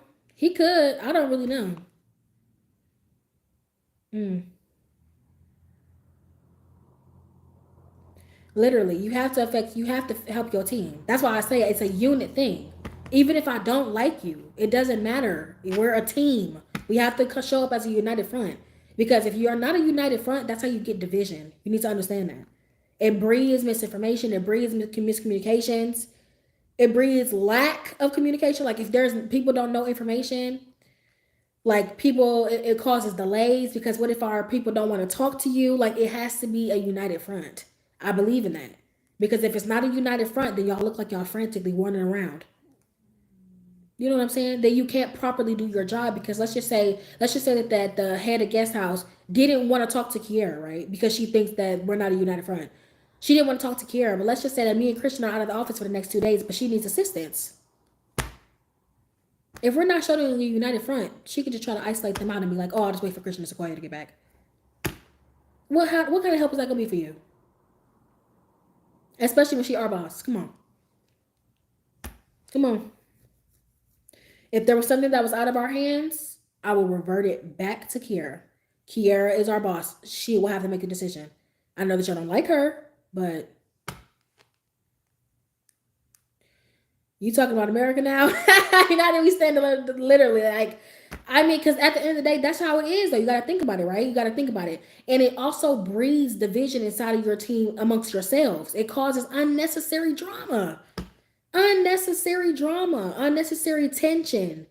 Just we all have to here to work. We are here to collect a check. I have to see you bitches 40 hours a week. I'm not trying to. No, I'm sorry. I see you for the majority part of my day. I'm not about to make this job difficult. I'm just not. Personally, because I just don't give a fuck. And professionally, because who got time for that? Nowhere in my job description did it say with a side of drama. I don't get paid to deal with that. I don't get paid for that. But yeah, like she's done little weird stuff like that. Or like there was a time where she would kind of like, I don't know, like try to be weird and like just standoffish. And like Kiera was, she was black and white, but she was white. If you closed your eyes, you would never knew you was talking to a black girl. Same thing with Christian. But see, the thing about Kiera is that Kiera knew who she was. She knew she was a white girl in black girl skin. She never even tried to act like a black girl, not once. She knew she was a white girl in black girl skin. Christian, he was having an identity crisis. He didn't know if he wanted to be white or black.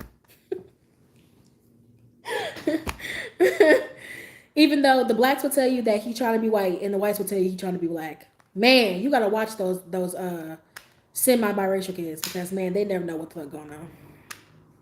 They don't know what they want to do.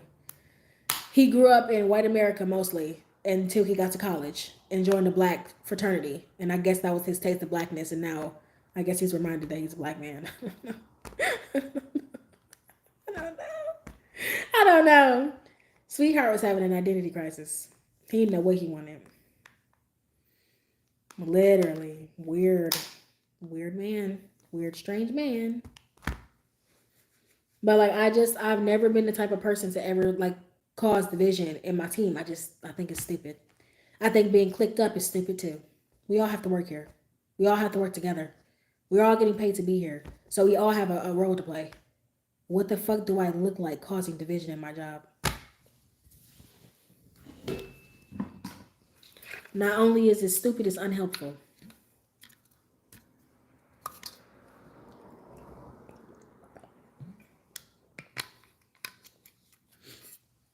I'm not saying to be everybody's best motherfucking friend. I'm not saying to be everybody's best friend, but at least be a coworker.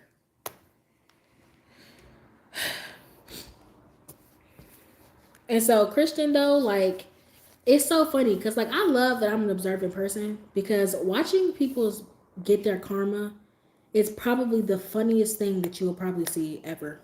It's a gift. It truly is a gift. It truly is a gift. And it's a beautiful reminder of why you should never wish ill on any damn body, because that can very soon be you. Watching Christian get his karma, insane. Insane. Insane. Literally, I have a list actually, I think. Damn, I think it's on my phone. Fuck. I think I have a list. It might be in my notes. We'll see. Sweet, sweet justice. Literally. It's crazy because I try my best not to speak ill of anybody. Hold on, y'all. I'm gonna have to pause this really quick because I'm gonna do something really quick. Hold on. Can y'all hear me? Can y'all see me? I had to share this to myself really quick. Like, he was so despicable and vindictive. Yes, I'm back. Can y'all see me? Can y'all hear me? Perfect. He was so despicable. Like, watching his karma in real time. Look at the list, bitch. Look at the fucking list. Watching his karma in real time. Insane. So here's a few things that happened. Because Kiera, she ended up, which why I say that she was emotionally unstable as well. She was sobbing on the phone with our corporate team about moving her to a different property. Yeah, I had to make a list because as I was remembering it, it was too funny. It was too funny because it's what happens when you do wrong. When you're evil and you do wrong, karma has a way of getting that ass. You think that you doing so good. He did me dirty. He did Kiera dirty. You was talking behind her back, waiting for her to drown, trying to get her fired. All of these things, you were an evil spirit. And that shit, you reap what you sow. You don't get to sell. You don't get to sow a rotten seed and then try to reap a good harvest. That's not how that works. That's not how that works. So, like, literally, she was sobbing on the phone with our corporate team. When I say crying, y'all, you would have thought that her mother just died. That's how hard she was crying. Sobbing on the phone because she wanted to be moved to a different property. She didn't want to work at this property anymore. Before I get into the list, this portfolio. Damn, Judge, that's stuck in my head. Dude, this portfolio literally, not Karma's a bitch, I'm dead. Jojo, see what? Anyways, but literally, this portfolio, the ownership, basically when they first bought this portfolio beforehand, they bought it from my previous ownership. They entrusted it with this man named Sean, the flamboyant dude who Kristen used to talk shit about, our previous boss. Before I got there, before Kiera got there, Christian's original boss. He was gay and whatever. He was sassy. He was terrible. Oh my God. Didn't know how to talk to people. Didn't care. Only cared about money. Okay, so he did not do his job effectively either. But our ownership group, they're so oblivious. Our ownership group did not know anything about what was going on with the property. They invested hundreds of thousands of dollars into this portfolio for upgrades and renovations and things like that, and then trusted Sean with this investment. He botched the investment. Completely fucked it up. They invested money all up in real estate. They didn't finish any electrical updates, any plumbing updates. Right? Yep, Sean, the one who ran up with all that money, right? Sean, we're commission based too. Like, if you ever work in real estate, you're gonna get commissions. Every time you sign a lease, you get commissions. Sean only cared about the commissions. And before he worked for the job that I got hired for him, a company I got hired from, he was working for a different company called BMLC beforehand. He was working with them. And how BMOC used to pay their commissions out was that they would pay you $50 per bedroom. Remember, we had houses up to 17 bedrooms. So imagine if they got a new lease, if you got a new lease on one of those houses, he was getting $50 per bed. So he was moving anybody in. The company did have like criteria, like credit score criteria, background checks, all that stuff. Sean wasn't checking for none of that. He wasn't checking for none of that. He just moved anybody in. Anybody in. So you had the most rugged ass fucking tenants. People who weren't paying their rent, none of that stuff, because all he cared about was collecting commissions. He fucked up that investment, messed up their money, botched it. So they lost all that money, probably close to $1 million worth of renovations and investments, right? Ownership is completely oblivious. Sean had been lying for months about how renovations were going, how expenses were flowing, like all that stuff. He was lying, straight up lying. Eventually, ownership stopped working with BMOC and started working for the company that I was hired on from. Okay. Stop working with them, started working with the company I was hired with, right? And now this company, for the sake of security, I'll just call them, I don't know, HCO.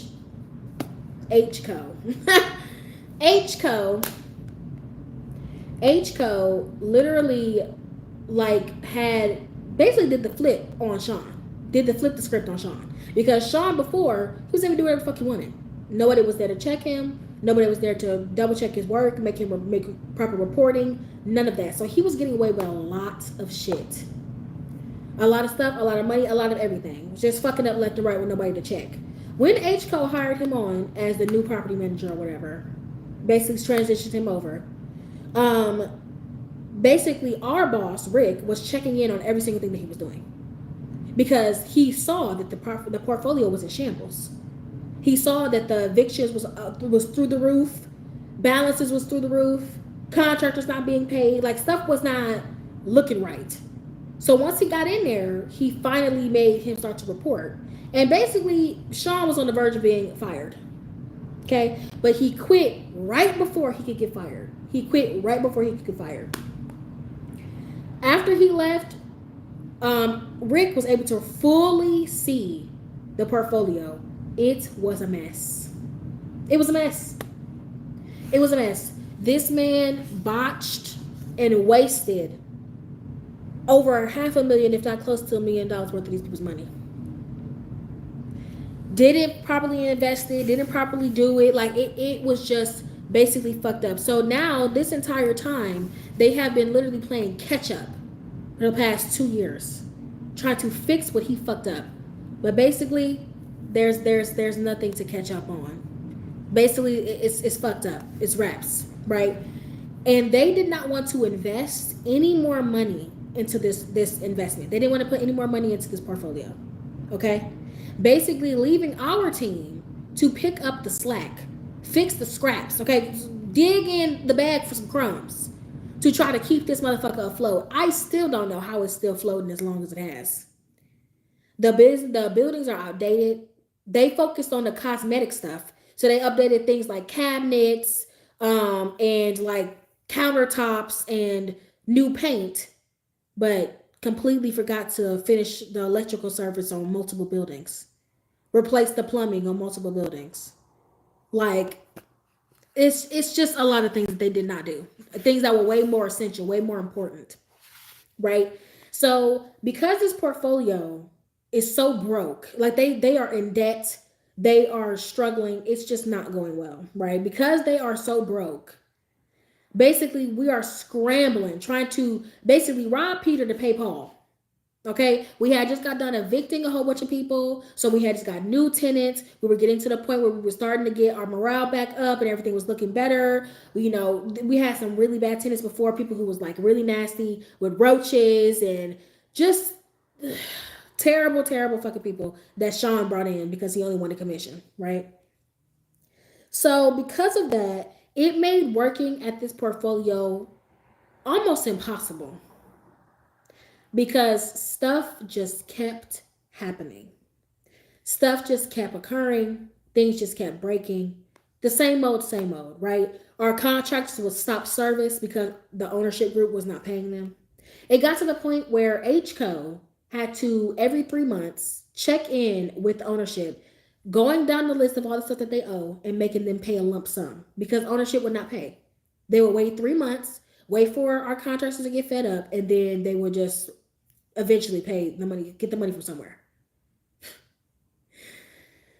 So basically, our tenants were pissed off, stuff kept breaking, things weren't staying up to code. Our commissions were getting paid late to the point where we had to stop working. We basically told them we're not working until y'all pay us our commissions. Y'all owe us thousands of dollars in commissions. Run us our shit, or we're not working. I don't know who you got to take it from. I don't care if you got to go into your motherfucking jewelry box, but Koi's gonna be paid, or Koi's not doing shit. Okay. Yeah, they learned their lesson. They stopped fucking with us after that. Yeah, they're still up and running. They're still up and running. They're still up. They're still up and running by the grace of us, because our team, right? And Rick, which is he's the CEO of HCO. Rick, literally, like, he was one of them people where he's like irritatingly optimistic. Like he would try to find the best case scenario when we're literally boiling in lava. Like he's like, well, at least you're not boiling in fire. That's the type of motherfucker Rick is.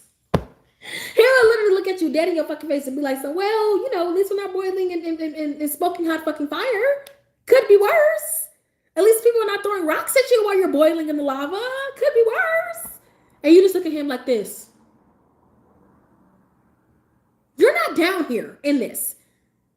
This is the motherfucker with the rope in hand, the short rope, and he tossed it down. He's like, just reach it.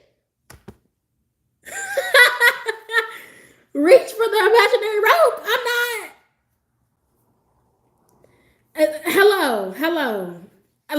Hello. Like, I'm taking the credit to that to the end of fucking time, because and like me, Kiara, Christian, we were like the dream team. We were literally trying to do everything that we could. Somehow, some way, we convinced these people to move into the apartments. I guess we are really good sellers. Well, me and Christian. Kiara couldn't sell fucking water to a fish in the ocean. Hello. But we tried our absolute best to try to do everything that we could, right? Because Rick basically didn't take no for an answer. He's one of them people where, like, if you told him this is impossible, he'll be like, no, it's not. He's the type of motherfucker to try to get an elephant to fit inside of an ant's ass. Like, it's not gonna work. It's not gonna work. But it's gonna be his goof ass trying, while simultaneously convincing you that it's gonna work. Yeah, hello. We had each other at this fucking point. And once again, I don't give a fuck what nobody got said about nothing. I was the glue holding that team together. I was, because they was ready to give up at any given turn. But one of my best qualities is problem solving. It's literally, if not my best quality, it's up there, top 3 for sure. So when it comes down to problem solving, I like the challenge, but they made working there nearly impossible, because they literally would not pay. They would not pay. They would not put any money into anything. They wouldn't do shit. So basically, just know it's been a shit show this entire time. The only thing that was kind of saving us from losing our absolute minds was the software that we had to keep track of everything. Keep track of everything was called Appfolio. I don't know if you've ever heard of it or seen it, but it's a really good software for managing properties, right? That was our saving grace. Okay, we stuck to that thing, and for the most part, it kept us semi-sane as we came into this shit show every day, this circus every day. Until about a month or two before our leasing season starts. Now, leasing season is basically the prime time where people are looking for housing. Okay. Now, we worked in student housing primarily because of how close we were to a college. So because of that, we literally had our schedule a little bit different than everybody else. So college students, if you do not know, they typically look for housing about a year in advance. At the very fucking minimum, they look at a year in advance. Some 2-3 years in advance, depending. You'll find freshmen coming by looking for housing to sign a lease for when they're juniors, or seniors in high school looking to sign when they're juniors, right? So in the big houses, we usually get like big groups of kids who used to come all together and wanted to move in together and all that extra stuff, right? And so peak leasing season is usually was like after finals, but kind of before spring break, before summer break, right? And then throughout the summer. So literally in that time, I don't know what happened with HCO. I don't know what Rick was smoking, but for some reason he decided to sever his relationship with Appfolio and and download this new software called Resman. Y'all, when I tell you it was the absolute worst software I have ever came across. It felt like we went from 2024 to 2004. I'm talking about this software couldn't even do something as simple as keep track of text. And we all cocking our necks because we just like, on this 300 plus unit property, several apartment buildings, multiple different housing units, guest house, and you done put us on this shitty ass software? All hell broke loose. All hell broke loose. They were ill prepared. They didn't know. Literally, and listen, I don't like change. I'm really bad with change. Okay, change is not really fun for me, but I'm down to adapt anything. This thing though, if it would have been different if we went from like Appfolio to Yardi, which Yardi is like a better software than Appfolio, but they're a little bit more pricey, right? Razman was literally like a beta fucking company. Like it was like it's like baby, they haven't done an update since the early 2000s. Like I kid you not, this is the software that my grandma was playing on. Like what the fuck is this? Right? Absolute shit show. They were completely ill prepared. We are the biggest portfolio that this company manages. The biggest one. The biggest, the most complicated, and we bring in the most fucking money. Because we have tenants who are paying $10,000 a month. That was a sorority house, paying $10,000 a month. And you over here, and we keeping this motherfucker going. We keeping it filled. We're keeping it occupied. We're doing everything that we can.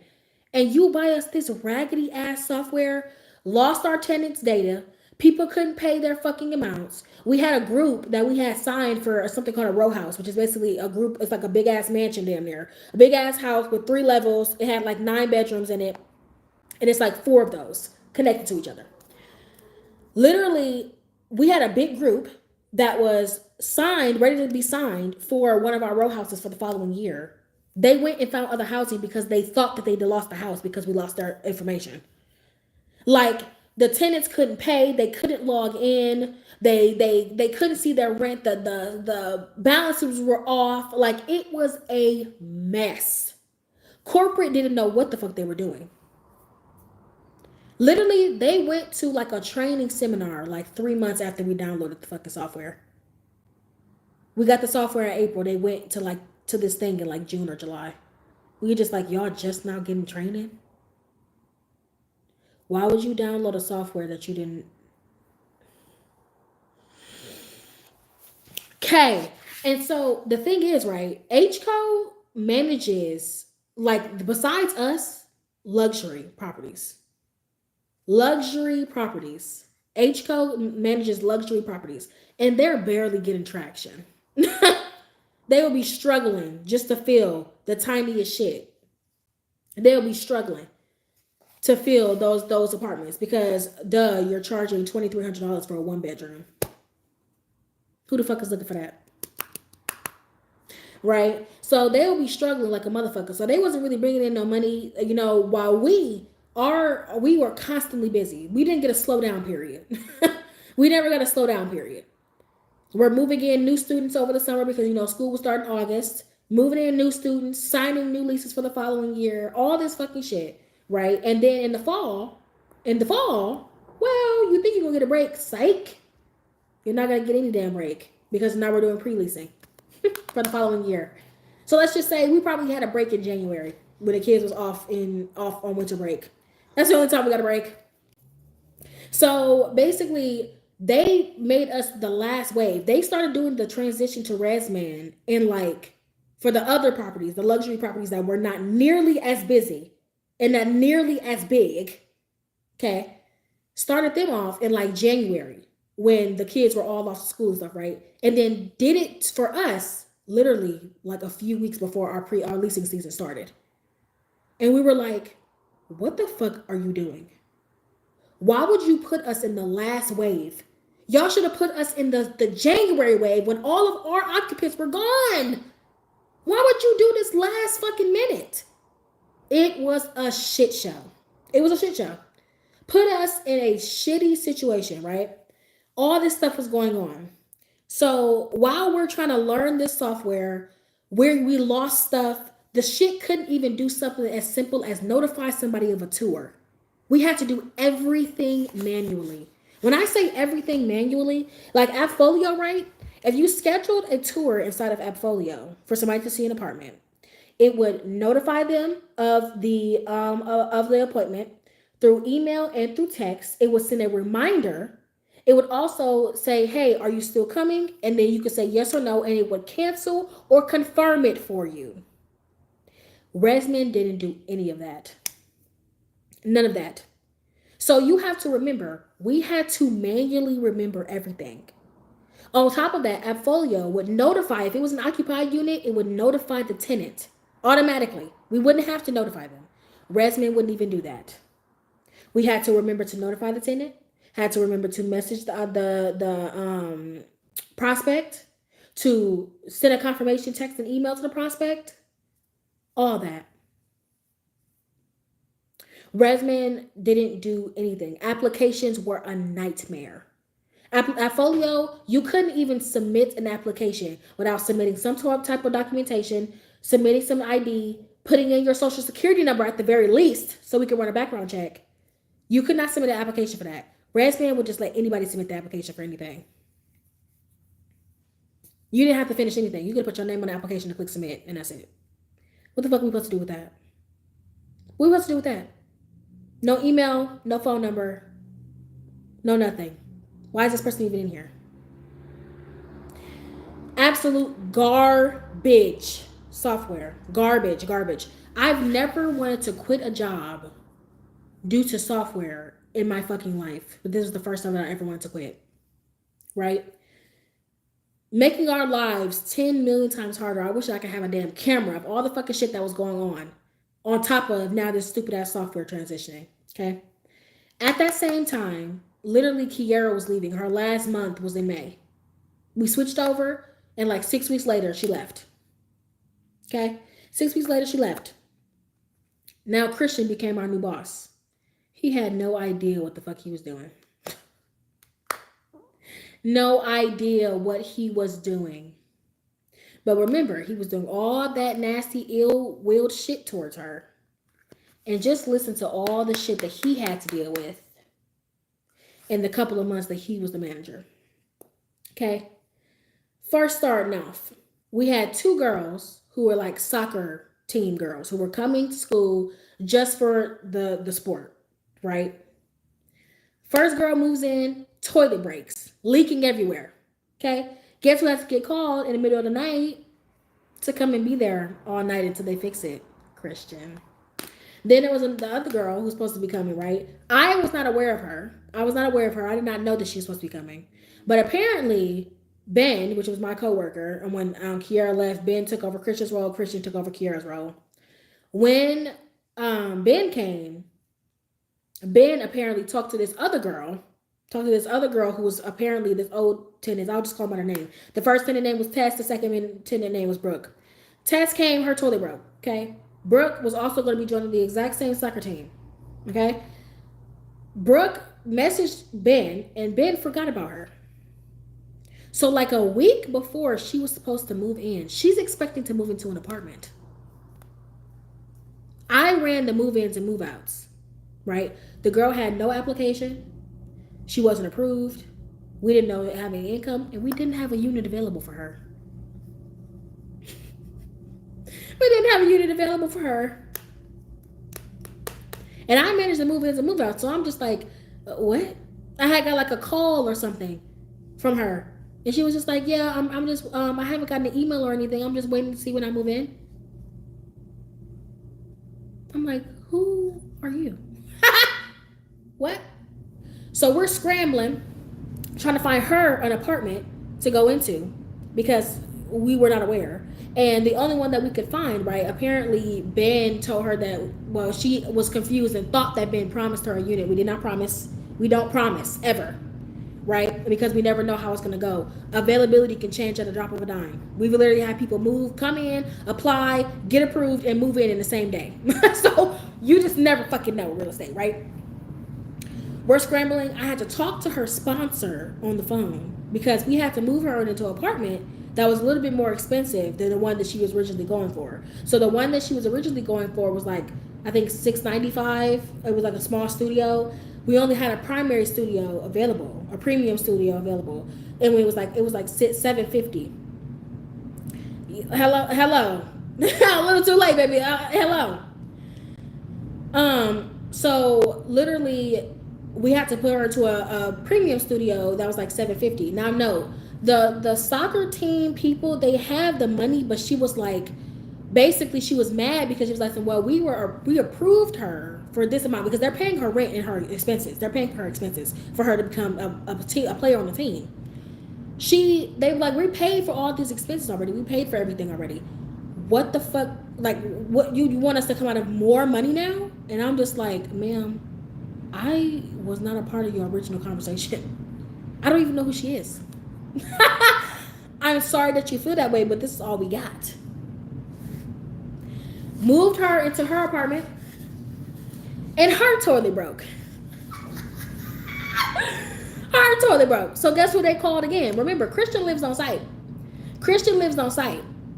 So because he lives on site, he lives in like a building like down the block from where this girl was living at. So they're calling him, ringing him up, and he's there again until late at night, fixing up her toilet and whatnot. My thing is, I'm one of them people where I believe in rules. I don't think that I'm like a super big stickler for the rules, but I believe in rules because I believe rules provide structure. If there's no rules, there's too much gray area, and I hate gray area because gray area breeds miscommunication, misinformation, frustration. So I fucking hate it. But Christian, his ass oftentimes like to do what the fuck he wanted to do. And when he would end up in situations where he was looking like a damn fool, I'd be looking like this. That's rough. Moving on. We had a short-term lease policy. Anything 6 months or less, it's a $200 premium every month. His ass, I don't know if he like lied to the girl or gave her, I think he gave her the wrong amount of months. He told her that she was going to be there for 7 months, but she was really going to be there for 6. So, yeah, he had to end up giving her those 6 months for free of no premium, which obviously ownership was not happy about that. We had our landscaper quit. Stop service. Our property was growing weeds out the ass. I'm talking about them motherfuckers damn near was trees at that point. Trees. That's how fucking big and tall and crazy they were growing. Okay. No, we had, because Christian became the property manager in June. We had about, I want to say 60 to 80 move-ins through like late July, mid to late July to mid to late August. And that's a long range from studios all the way up to fucking 8-bedroom houses. So we're talking about a lot of people here. Okay? This is all over the summer. 2 weeks before everybody's supposed to start moving in, especially in August. August was the biggest amount. It was like 50 or 60 people in August. 2 weeks before everybody was supposed to move in, our painters quit and our cleaners quit for non-payment. Because ownership does not pay their bills. Our painters quit and our cleaners quit. 2 weeks before everybody's supposed to move in. Corporate was like, oh, well, you know, guys, we have to be team players and da da da da. This me. I guess I must not be on the team because what do you mean by team player? She was like, yeah, you know, you guys are gonna have to clean the units. I beg your biggest pardon. I beg your biggest pardon. No hate towards janitors, but I didn't sign up for that. Mm-mm. I don't even like cleaning my own house. What makes you think that I'm about to be bending over backwards, breaking my back to clean somebody else's house? Because ownership won't pay their own contractors. You think I'm about to fit the bill for that? Oh no. I'll let everybody out their lease. Like baby, I will let everybody in this bitch off their lease. I'm giving everybody rent discounts. I'm giving everybody rent discounts. You think I give a fuck? These niggas don't want to pay their motherfucking contractors. I'm not giving them an out. They're not about to work me to death. I didn't sign up for that. I respectfully declined. I sure did. I respectfully declined. I got OCD. No, I don't even like cleaning my own house. What makes you think that I'm about to clean yours? I don't like dealing with my own filth. What makes you think I want to touch yours or touch somebody else's? A stranger? A stranger? Baby, I already have a hard time walking through these apartments for fucking hello. No, ma'am. I told them. I said, please find in my employee handbook or in my offer letter where it says that I'll be doing janitorial duties. Doesn't say anything about that. And I said, I have a therapist. I can get her to write a note for me if you need me to. But I would not be cleaning any units. No, ma'am. I already have a hard time walking through these buildings as is. Going in for tours and shit inside of people's apartments because motherfuckers be nasty. Like y'all, we used to have to do things like move out walkthroughs. And some people used to be so fucking nasty you could smell the stench before you even walk to their fucking apartment door. I kid you not, there was one dude who was so fucking nasty. I stood outside of his apartment for 20 minutes trying to keep myself from having a mental breakdown, from having a panic attack before walking into his nasty ass apartment. 20 minutes saying, Koi, you can do this, you can do this, you can do this, you can do this, you can do this, you can do this. You can do this. I've never moved so fast. I'm a big girl. I don't move with the speed of light, but I was flashed that day. Smelled like nothing but piss and shit in his apartment. How do you live like that? How do you live like that? You could tell that there was little roach droppings and shit all over the floor. Please, I beg. I beg. I said no, but guess who the fuck did clean those units? The bitch and his lackey. The bitch and his lackey. Christian and Ben was in that motherfucker. They went to get the mop and they had a vacuum cleaner and they were doing all that stuff. And I said, that's nice. That's nice. Corporate tried to call themselves, emailing me. They was like, so I would just like to know, why didn't you help clean with the team? I said, first of all three of us can't be out of the office. We have contractors who stop by, tenants who stop by. We're only a 3-person team. It took them all day to clean them damn units. You think I'm about to be out of the office? It took them 2 days to clean those units. You think all three of us can be out of the office? But even if we could, I said, I did not sign up to be a janitor. So y'all may as well fire me on the spot. But I didn't sign up for that. I signed up for leasing duties. Leasing. Nowhere in there does it say anything about janitorial duties. See, we have contractors for that. People who get paid to clean. Instead of sitting your ass in my motherfucking email asking me why I'm not doing the job that is not mine, why don't you go ahead and ask your ownership group why I'm not paying the contractors whose job that is? You're wasting a lot of breath on me. But you don't scare me. You don't scare me. I'm not Christian.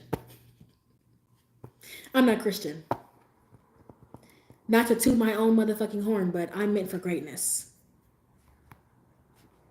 I don't give a fuck about a job. I'll find another one. Please. Get the fuck out of my email. And like I said, I won't be cleaning any units. I'm sorry.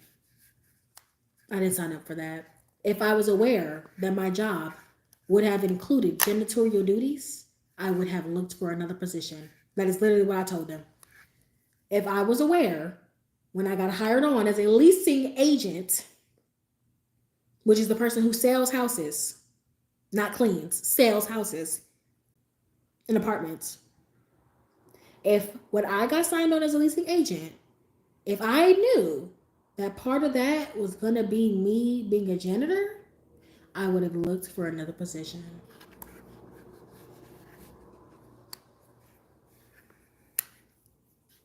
I'm an office girly. I don't do that. I don't play those games. Okay? They cut it. They let it go because I wasn't cleaning it. And they had an attitude. And Christian got mad because I wasn't helping him clean. I don't give a fuck. He was trying to act like he was being oh yeah, I get that. I get it. I said, because I told him right to his face, I'm not cleaning any units. And the funny thing is that Christian too, I think that he confused me for Kiera. Because Kiera was a black woman, but not really. Not really. He's never really dealt with a real black woman before, besides his motherfucking mama. I was gonna him like find somebody to play with because it's not me. You must think that I'm Kiera. I'm gonna be scouring in the corner. I'm gonna be so scared. I'm not scared of shit. The same thing I will tell you, I will tell your boss and your boss's boss. And if they have a problem, they can fire me. One thing I don't give is a fuck. I don't have two dams to rub together.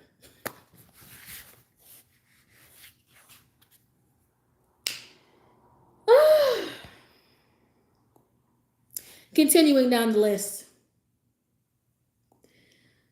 Oh my God, this one fucking got me. Also, I'm gonna put this little tidbit in before I continue the list because the next thing that I have is funny. I don't know if y'all are spiritual. I don't know if y'all have whatever God y'all believe in. I don't give a damn. Okay? But one thing I will tell you is let God fight them battles for you. Let him do it. Let him do it. Don't you get your ass involved in that. You listen to what the Lord is telling you to do. You listen to what the Lord is telling you to do. You listen and you listen carefully.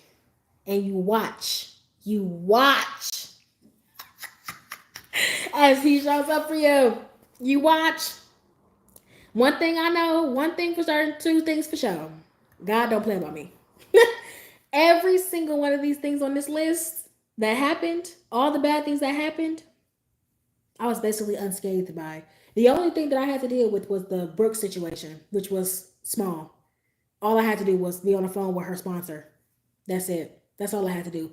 Him and Ben were the ones who was there until 9 o'clock, unpaid, because we were all salary workers, unpaid, dealing with that. While I was at home, I was at home watching Outlander and eating my chicken. Like I. Next thing, this thing hurt my fucking heart. It hurt my heart so damn bad. But there was a tenant who left her dogs in her apartment. She ditched the apartment. She racked up like a $6,000 balance or $3,000. I forgot if she was a $6,000 girl or $3,000. I think she was a $3,000 girl. She racked up a fat fucking balance, and we were supposed to evict her.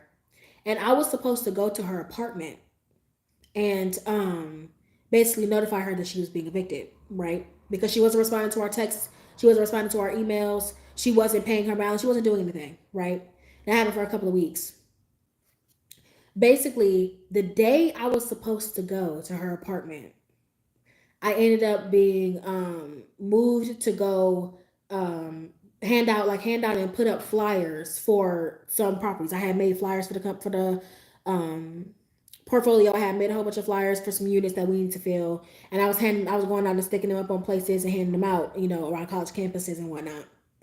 So that day, I had told our contractor the unit in the building, and now remember, these two buildings, they're sister buildings. The only thing that separates their addresses is one digit, right? So our painting contractor, after they came back after they quit months before. This is in the November, I think, November or December. I think it's November. Basically, the contractor got the number mixed up, right?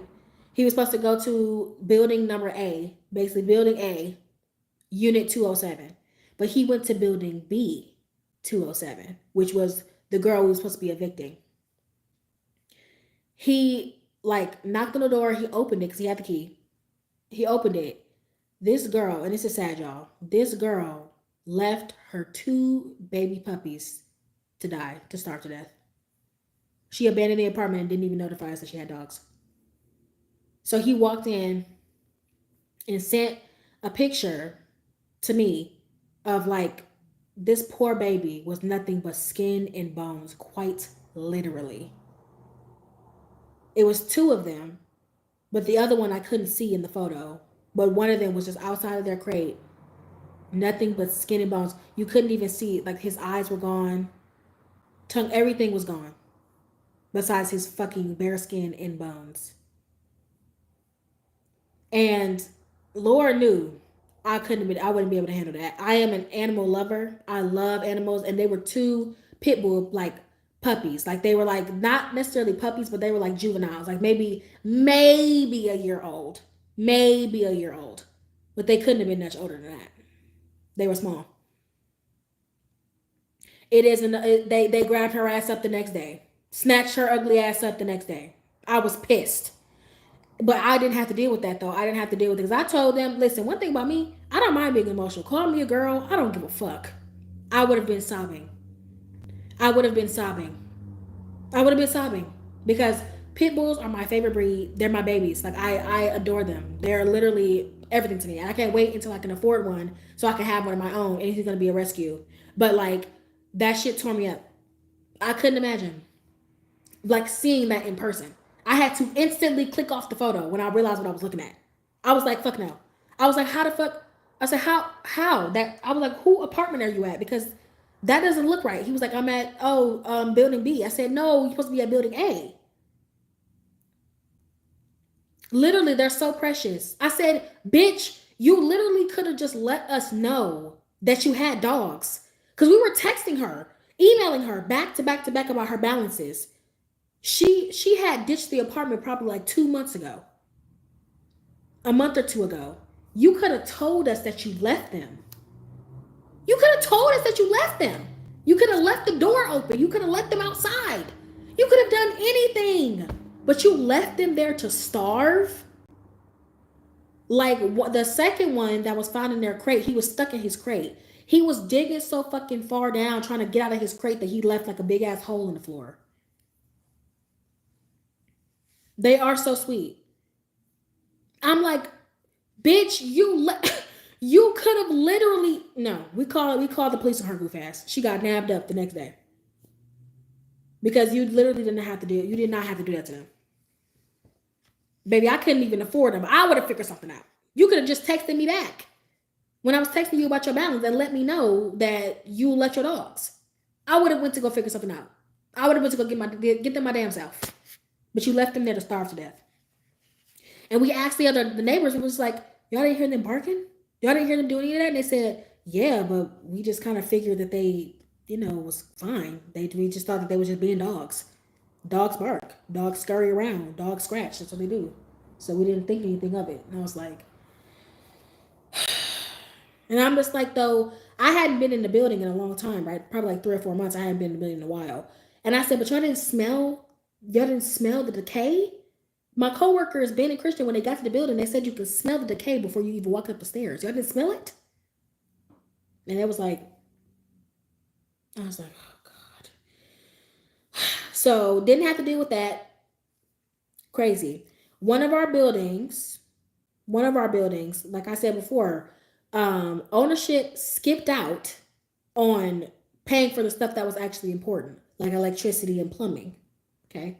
One of our buildings was having an issue with the lights would just randomly go off in random people's apartments. They would tell us, I'm not running the microwave and the air conditioner or whatever at the same time or whatever. And I would tell them, like, y'all can't do that because if you do it, you can blow a fuse or whatever. But they were like, no, I would literally just plug up my flat iron. I would plug up my whatever and it would just blow. And I was like, that's weird. Turns out that we had to get We Energies out there. Now make a note in your minds. Anytime something major was going on, Anytime something major or crazy was going on, I was never there. That's why I say let the Lord fight for you. Any single time that there was something crazy going on, I was not there. I wasn't there. I was either on vacation, out sick, it's after 5 o'clock, it fell on a weekend. And one thing I'm not going to do is work with no pay. Baby, hello? Slavery is over. No. Mm-mm. So basically, when energies had to get called out, they come out and literally they said, we shutting this bitch down now. And Christian was like, what do you mean? He said, we're shutting the power off right now. Because when they went downstairs in the basement to look at the electrical stuff, it was an unfinished, botched job. They was like, the fact that this building hasn't caught fire yet, hell no, we're shutting it down now. Somehow, some way, Christian was able to convince them to give them 2 hours to keep the power on, to move all the tenants out. They're scrambling and rushing and fighting around to try to find people to go into hotels. They had to get corporate involved in everything. Guess where the fuck I was? On vacation.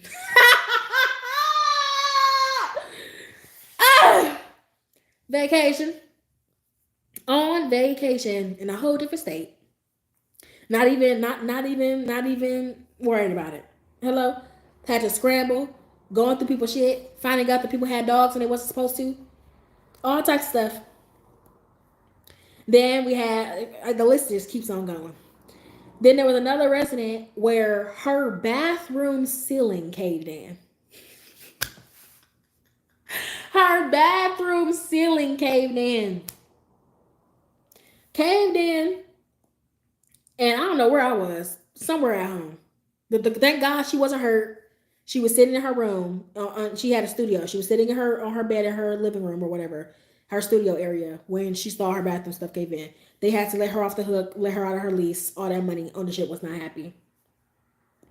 I remember that they dropped the ball. Remember, ResMan was so bad that we couldn't keep track of nothing. Everything was struggling. I had to build a software tracker from scratch in Google Sheets. I had to build all the charts, put the top, I had to build an entire thing. I built it for myself at first. And then I shared it because Christian was like, well, share your genius or whatever, because I'm very organized. I try to be as organized as I can be. He was like, share, please share your stuff. And Yana, I did see that you shared our guys live. I'll pop it in a second. But he was like, share your expertise or whatever. So I shared my little chart, whatever. Should his ass around like he tried to do Kiera. And so because ResMan was so bad, a lot of shit kept happening. We missed out on plenty of leases, which is bad because this portfolio needed a lot of money. Just a lot of stuff was going on. So literally we had a situation where our renewals were really low. Now, no, our tenants have been dealing with a lot of shit. Busted pipes, electricity going out, okay, all types of dumbass shit that was going on, especially with the ResMan thing, not being able to pay their rent, losing their leases, all types of bullshit was happening when the software development thing happened. So they're pissed. So none of our tenants want to renew. None of them want to renew. And so ownership was freaking out because they're just like, we cannot not have renewals. We can't afford it. We literally cannot afford it. And they were threatening to fire HCO. Basically Rick, our boss. He was threatening to fire him as a property management partner. Because he was like, they was like, we need this money. And the main one that they were focused on, which was MP2, which is our biggest cash cow out of the entire portfolio. That was where all the duplexes, 7, 8, 9, 10, 11 bedroom houses were. That was the one that was bringing in the most money. I'm talking about maybe $250,000 every couple of months or whatever. Biggest portfolio, biggest piece of the portfolio. That one didn't have a lot of renewals, so we were scrambling, trying to get all that stuff going. I'm sitting back. I really didn't care. I'm like, it's not our fault. Rick, your ass decided to buy this cheap ass software. So if he fire you, hey, like I said, Quayle always gonna be squared, so I don't really be worried about it. To be completely honest with you, I don't know. Once again, God is don't play about me. So he was going through that. So basically, Christian was over there freaking out because he's just like, basically, if they fire Rick, what's gonna happen to us? And I'm like, I don't know. And I'm like, you know, I don't know how he didn't, like, I don't know how that part of the frontal lobe didn't click. Like, do you see how easily replaceable you are? You do all this bending over backwards. And do you see how replaceable you are? You are crying and sobbing and freaking out in your manly way, if you want to call it that. And they about to drop your boss. Your boss is boss. Your boss is boss. They about to fire your boss is boss. Baby. Then they was like, oh y'all, if y'all work overtime, we'll take y'all to wherever restaurant y'all want. Baby, not you telling me that you're going to make up for my free labor with the adult pizza party. Please get the fuck out of my face. please stop fucking playing with me. And Christian's ass is eating it up. He's like, if we work late, I'm gonna be ordering the biggest, most expensive steak from the biggest restaurant that I could think of. I'm like, if I work, put the money on my check. Simple as that. If I work, put the money on my check. I don't want a fucking steak. I don't want a fucking pizza party. I don't want any of that. I want the money on my check. But even with that, I'm still not working past 5 o'clock, so you can be by yourself. And then Ben's desperately needed the job, so he was doing anything Christian asked. This man literally came and worked on the day that he's not scheduled completely for free.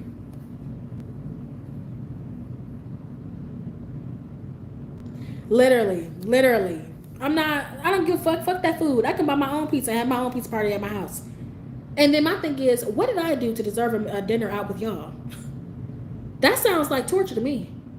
I don't even like seeing y'all when I'm supposed to be here. What makes you think that I'm gonna put myself through that type of suffrage? If I'm forced to go out to dinner with y'all, I'm filing for workers' comp. I'm filing for workers' comp.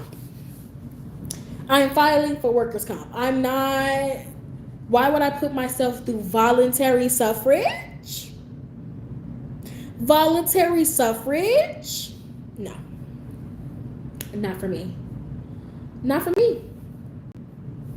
Not for me. Like, it's just, I don't know. Like, and he's just eating it up. And I'm just looking at him like, and you know what's so funny? You're doing all of this. Once again, y'all, we're hearing him whimper in the back. We can't turn our heads. They're fucking him back there raw. No lube, no condom, okay? And we can't turn our heads. We must continue to look forward.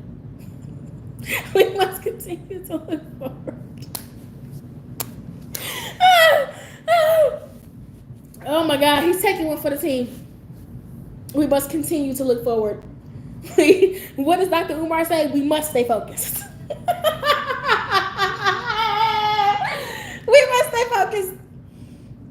We must stay focused like a duck. We must stay focused. Don't become an owl, bitch. Don't become an owl. We're not looking back. Let it happen. So literally, he's freaking out, and I still, he was like, yeah, I'm going to work late tonight. I'm going to be working until like 11. I was like, oh, okay. 5 p.m. rolled around. All right, I'll see y'all tomorrow. Because one thing I don't give a fuck. I don't got 2 dams to rub together. I don't care. I'm gone. What does my contract say? 9 a.m. to 5 p.m. I'm gone. If I'm late, I will stay a little bit later. But I'm salary. I don't get paid by the hour. You're not getting free labor out of me. I don't give a damn. Now, if you promise to pay my rent, then maybe we can talk. Maybe we can discuss. And that's me being generous. But I don't see no rent being paid. A steak is not going to pay my bills. If I can give my landlord a steak for my rent, let me know. Shit, you're a landlord. Would you accept some steak for somebody's rent? I don't think so. Okay. I don't think so. But it ended up working out, I think. I guess I wasn't really too worried about it. Christian's bitch ass was stressed about it. I didn't give a fuck. Okay. Then, oh my God. So there was this house. We had like a 7-bedroom house. Cute little house. And it was this dad from California who was previously working with Kiera last year before his daughter and her friends moved into this house. Apparently, when they moved in, they noticed there was a couple of things that was wrong with the house, like some of the first floor windows latches were broken. So, this dad from California who was very, very much worried about his daughter's safety went ham. He's a landlord as well. He owns a couple of properties in California. He was just like, you guys have my daughter in this house now. No, this house is old. It's old. Granted, maintenance missed it. They missed it and they were supposed to catch it, but they missed it. There's only a 3-person team against 300 plus units and guest house, which is an entire building. They were swamped. So they missed some stuff, right? They were going to fix it. Christian was stuck until 7 o'clock working with him. The dude was not satisfied with Christian's service. So y'all need to know that this company was part of so HCO is like a sister little baby company underneath ICO. ICO is the parent company. It's like the umbrella. It's like the umbrella company. So it's the company over every other company. So basically, ICO had partnerships with smaller companies in every single aspect of real estate. So that's including commercial. Commercial real estate is like restaurant buildings, hair salons, office towers, things like that. So had things like in commercial, residential is obviously where you live. Then there was like construction real estate where you're building it, development, things of that nature. It had all different branches, 5 different branches of real estate. ICO had partnerships with small companies in each one of those. Okay. This man, the dad of this girl, was not satisfied with Christian's service, even though Christian is bending over backwards, doing everything that he can to get this man to accept his services. The man is not pleased. So he calls the CEO of ICO. That's everybody's boss. He calls corporate, this is the receptionist line. He's cussing out the receptionist girl. The CEO walks past as she's getting cussed out on the phone. And he grabs the phone from her and is like, who the fuck is this cussing out my receptionist? And he notified the CEO. And they was on Christian's ass. I'm like, are y'all feeling the karma? Because it's hot. I'm hot. Are you feeling the steam coming off of this kettle? Are you feeling the steam coming off of this kettle? Because it's insane. This nigga over here sweating bullets. And I'm just looking like this. And this man, his name was Rob, the dad. His name was Rob. Rob is reading Christian's ass to filth. Talking about I expect an update every day and all this extra stuff. And Christian's just taking it. He would let this man, and that's why I feel like Christian was more beefy with women. He tried to exert his dominance over women, but when it came down to another man, he was a little bitch. Because Rob was eating his ass up, and Christian would try to pretend like he was tough. He would be tough with me and Ben and be like, yeah, I'm not gonna let him do XYZ and da da da da. We couldn't save him. We couldn't save him. We gotta look forward.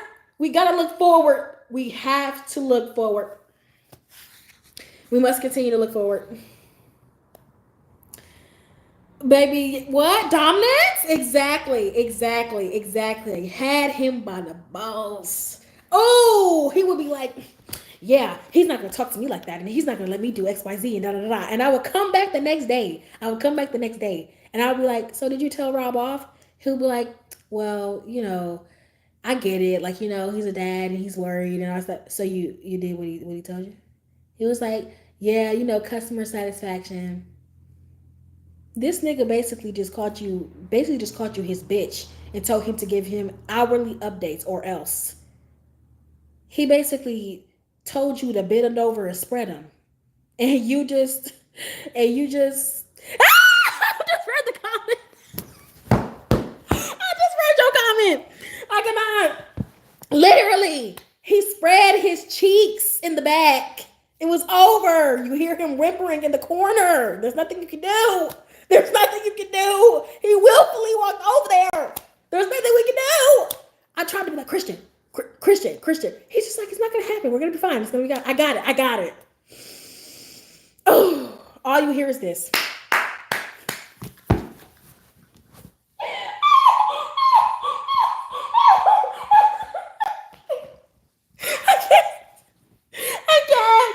I can't. I can't. I can't. I can't. I just knew what was happening. I knew he was spineless. He couldn't fight back. He was spineless. Like he is such a queen. Baby, I think he liked it back there. I ain't even gonna hold you. I think he liked going back there. Cause why do you keep returning? You must be a masochist or something. You like the pain a little too much. What's happening? Me and Ben, it was so funny to watch because me and Ben used to just be looking at him like, he is really hoeing his dumbass. And he just taking it. He is hoeing the fuck out of him and he just taking it. And then he's coming back to us and making it seem like nothing happened. Making it seem like he was the boss. He was like, yeah, you know, I let him have it. I let him have it. You know, customer service. He was deep up in them guts, wasn't he? Mm. It's okay. We're here to support you. You want to pray? You want to pray about it?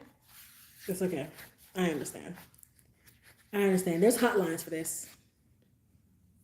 There's hotlines for this.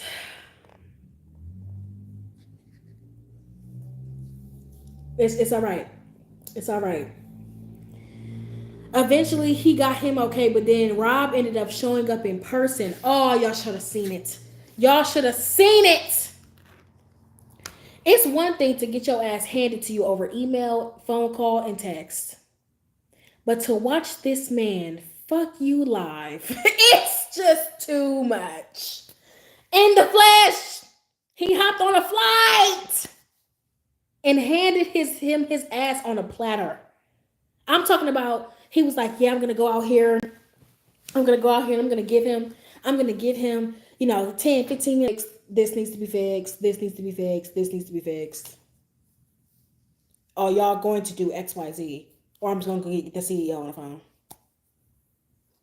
Do you know how bad you have to look at your job for the CEO, not of the sister company, but of the parent company to be on your ass? Do you know how bad you have to be at your job? And he talked so much shit about every single boss before him. There was Sean, there was Muskan, and then there was Kira. Talk shit about all three of them. You know who never got the CEO called on them? All three of them. You're talking so much shit, but they've never gotten a phone call from the CEO of ICO. The CEO of ICO has never emailed them saying, fix this now. You must feel really pretty embarrassed because I'm embarrassed. I'm embarrassed. I ain't gonna lie, y'all. I hate that there's not more people in here enjoying this because the stories are insane. I wish that y'all could have been there because he was literally just, I just can't. And he's like, I expect it. He's trying to be tough. I wonder if I think he is a narcissist, but can you really be a narcissist if you're losing? Like, don't narcissists are usually really good at manipulation? Like, aren't they really good at manipulation? He's the one being manipulated. What do you call a manipulated narcissist? What is the name for that? What is the title for that? What do you call that? Like, what even is that? I just, I don't know. I don't know. What do you even call that?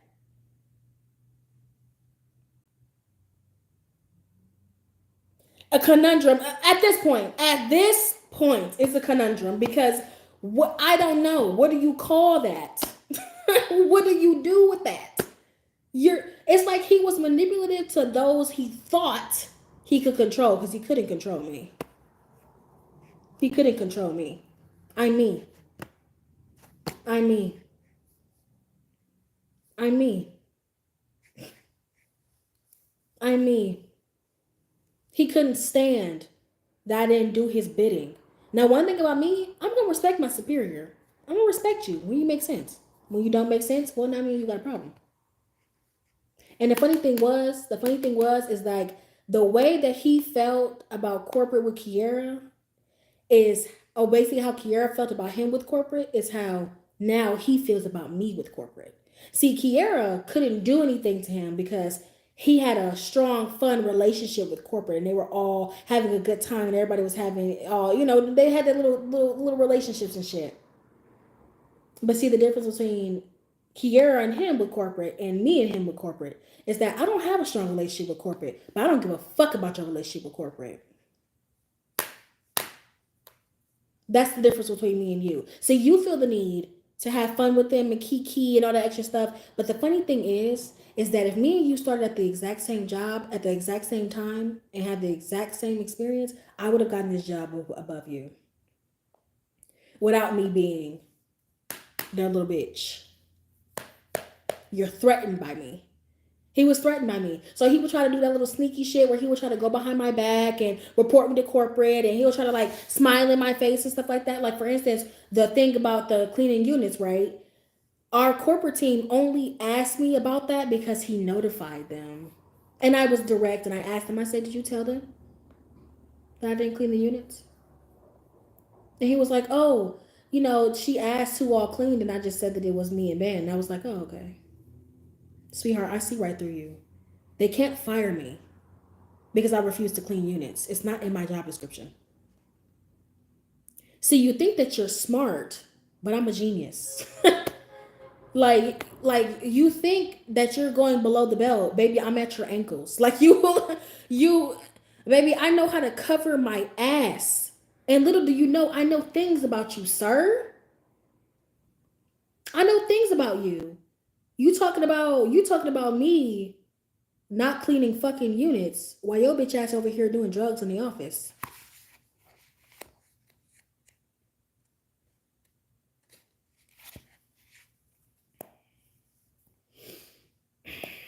But I bet you didn't tell corporate about that. I bet you didn't tell corporate about that. You over here reenacting sex scenes, fucking chairs and shit. But you didn't tell corporate about that.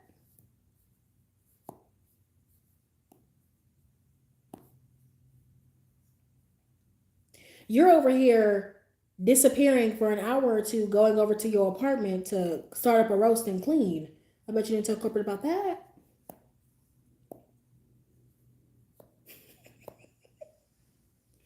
I bet you didn't tell them about that. You must have missed that part. You must have missed that part. One thing about me, I got shitty memory when it comes down to anything else. But when you do me dirty, my memory is long. Long. Bet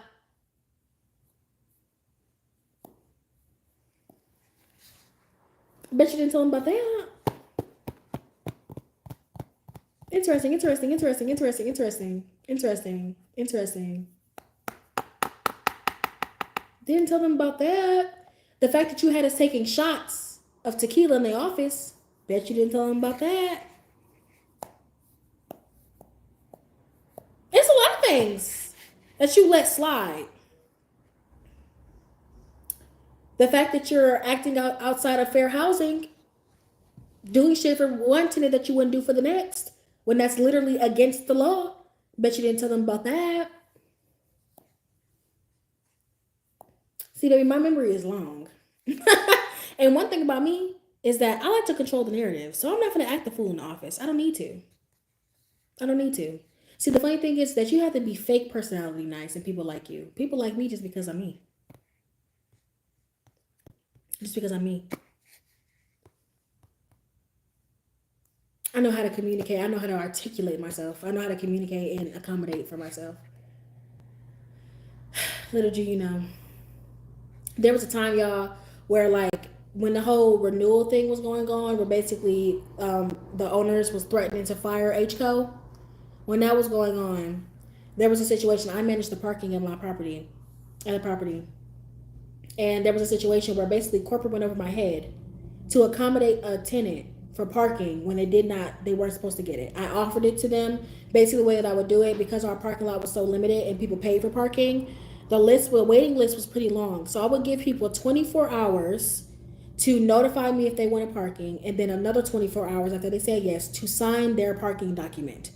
It was one page, like maybe 10 sentences. It was nothing, right? One document. If you do not sign that document in 24 hours, I'm moving on to the next person in line. The list is too long for you to be playing around. If you want parking, you're going to do it immediately. It doesn't take no time, right? This tenant told them that I promised them parking. Once again, I don't promise anything. Because just like apartments, the availability for parking is random. It can stop at the drop of a dime. Literally, right during this time that this happened, I had two people who no longer needed parking. One because they got into a car accident, and then the other one because they moved their car because it got broken into. So they didn't want parking in our lot anymore. I was on vacation when this tenant spoke to Christian. Christian is spineless. He doesn't know how to talk to a yelling Karen. So he involved corporate. Corporate was like, okay, just give them a spot. We didn't really have any spots available. We did have temp spots, which are like 3 temp spots, but those temp spots were there for snow in the winter, for our contractors when they come by, or just if a tenant, say for instance, if I wasn't at the office and there was a rando parked in the lot, our tenant would have somewhere to park so they're not stuck on the street. Because I'll be damned if you're paying $125, $150 a month for a parking spot and you don't have a spot when you come home and you're forced to park on the street. I'll be damned. So she told him to offer them a temp spot, right? Of course, his bitch ass didn't do it. He waited for me to get back to deal with it, right? I come back and I'm just like, well, I'm not going to offer them a temp spot anymore because I just had 2 openings come up, so I'm just going to offer them a regular one. Offered them the regular one. No, this tenant's mother has been hounding us for like 4 months for this boy to get a parking spot. His car is not in the state, by the way. He does not have a vehicle in the state. So he's just, and the school is down the street from his house. Like a block. Walk a block. Okay? But that's neither here nor there. The mom has been hounding us for months for them to get this parking spot. I notified the son, because he's a tenant. I notified him if he wanted parking. He waited until the last second to let me know, but he did it within the 24 hours. Right after that, I sent out the document. I sent a follow-up email saying, if you do not sign in 24 hours, your spot will automatically be forfeited to the next person on the parking waiting list. It was him, he had a roommate, and then there was his mom, and then another co-signer on the lease altogether. After the 48 hours, nobody signed the document. Now, I wasn't going to be a stickler. If him and his mom signed the document, but not his roommate and the other co-signer, I'd be like, okay, cool. Whatever. At least y'all signed it, you're good. But not a single person signed it. So what did I do? I canceled the addendum and moved on to the next person. And then I notified them via email saying, hey, you haven't signed it in 24 hours. We're just going to forfeit your spot, and we're going on to the next person in the waiting list. If you would like to still remain on the parking list, I can still keep you on there, but you'll be going to the bottom. Because other people have been waiting as well, right? I'm trying to be fair. I've done this with everybody. The mom calls and like goes off because she's just like, you gave away the parking spot and da da da.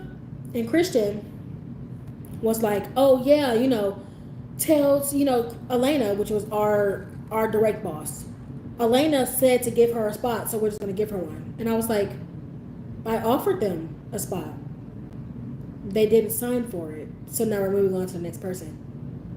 And he was like, yeah, but yeah, but like Elena said to give them a temp spot when he was on vacation. Elena told him to give you a temp spot, and I said, I understand that. We didn't have to give them a temp spot because we had 2 spots open up. I offered them a regular spot. They were supposed to sign. They did not. So now we're moving on to the next person. He's like, well, your communications weren't clear. He's trying to put it on me. He's like, your communications weren't clear, so we're just going to offer them a spot. At this time, I've already notified the other people on the waiting list, giving them 24 hours to respond about a new spot.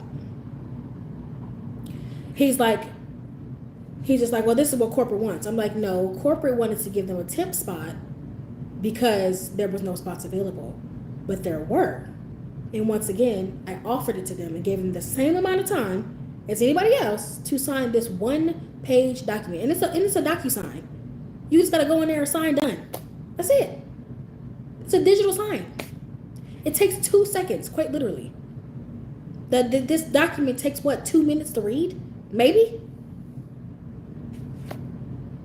So, basically, when he tried to put it on me and say, oh, your communications weren't clear, so we're just going to offer them a spot anyway, this is what corporate wants.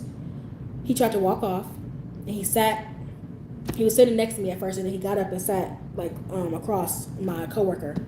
And I scoured through my emails, because one thing about me, you're not going to accuse me of something and I'm not going to prove my point. Call me argumentative. I don't give a fuck. I don't give a fuck, because one thing you're not going to do is lie on me. One thing you're not going to do is say that I didn't do my job.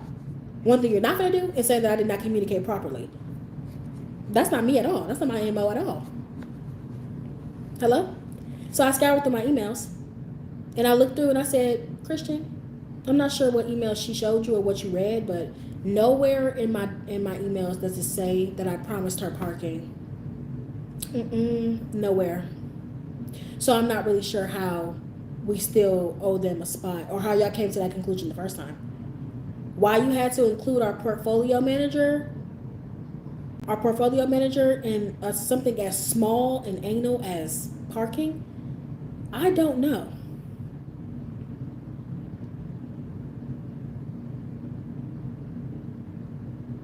Literally, corporate gaslighting. But one thing I'm gonna do is hold my own. Just say that you want to give them a spot because they mad. Don't sit here and say that it was me. Don't try to call yourself gaslighting me into believing that it's my fault. Don't do that. Don't do that. Keep it a bean. Keep it up front. Right? If you want to just say, oh, well, she's upset, so we're giving her a parking spot, okay, cool. Whatever. But don't try to say, oh, you didn't communicate properly. You didn't do your job, so this is why we're doing it. Fuck, we ain't. Huh? I did my job thoroughly, like I always do. What do you mean? So I had told him, I was like, Christian, I went over my emails. I'm not seeing anywhere where I promised them parking or miscommunicated my intentions. And I kid you not, this is exactly what he did. He sat quietly for like a minute. And then he stood up and was like, full-blown yelling, if my boss says that they get a fucking parking spot, you give them a fucking parking spot. And then he stormed off into his office, slammed the door. And I'm sitting around like,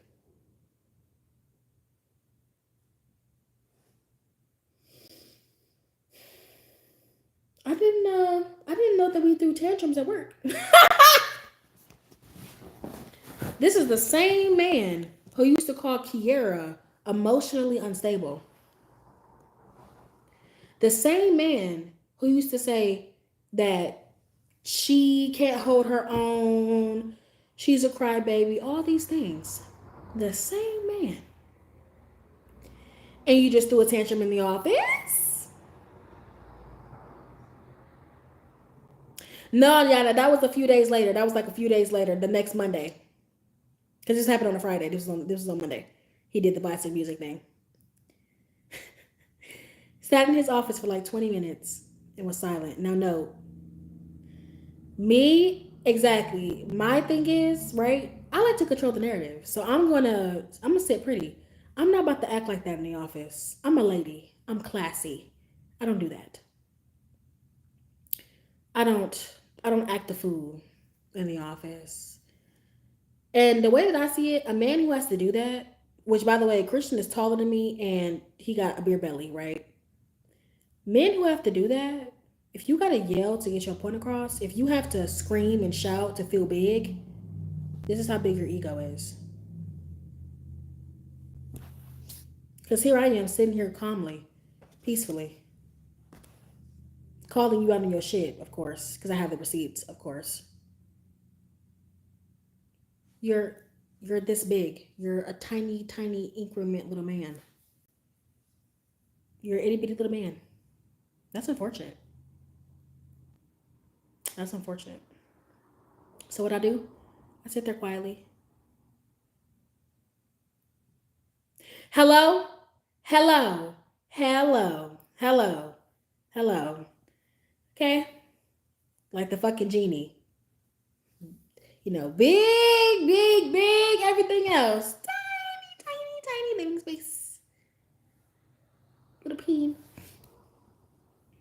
And so I'm looking like, he's told me though, he told me that it was a 7 on hard.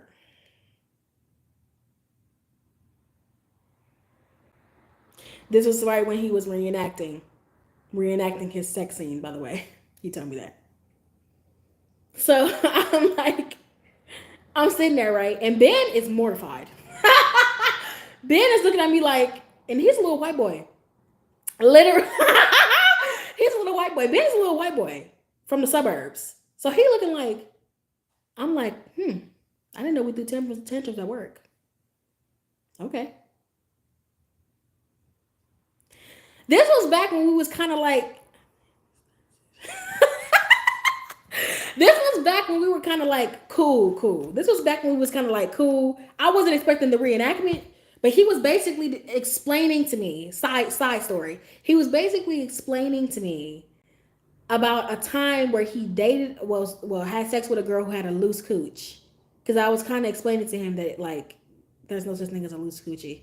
But he was just like, no, there was a time where, I slept with this girl and I guess she got around and I'm telling you, I was ramming her. And that's when he was like doing the little movements and and he's like, yeah, I was around her. He's saying, I'm not small. I'm like, I'm like a 7 or whatever. And he's like, and I was doing it and she was like loose. She wasn't moaning or nothing. And in my head, I'm like, maybe because he was drilling her.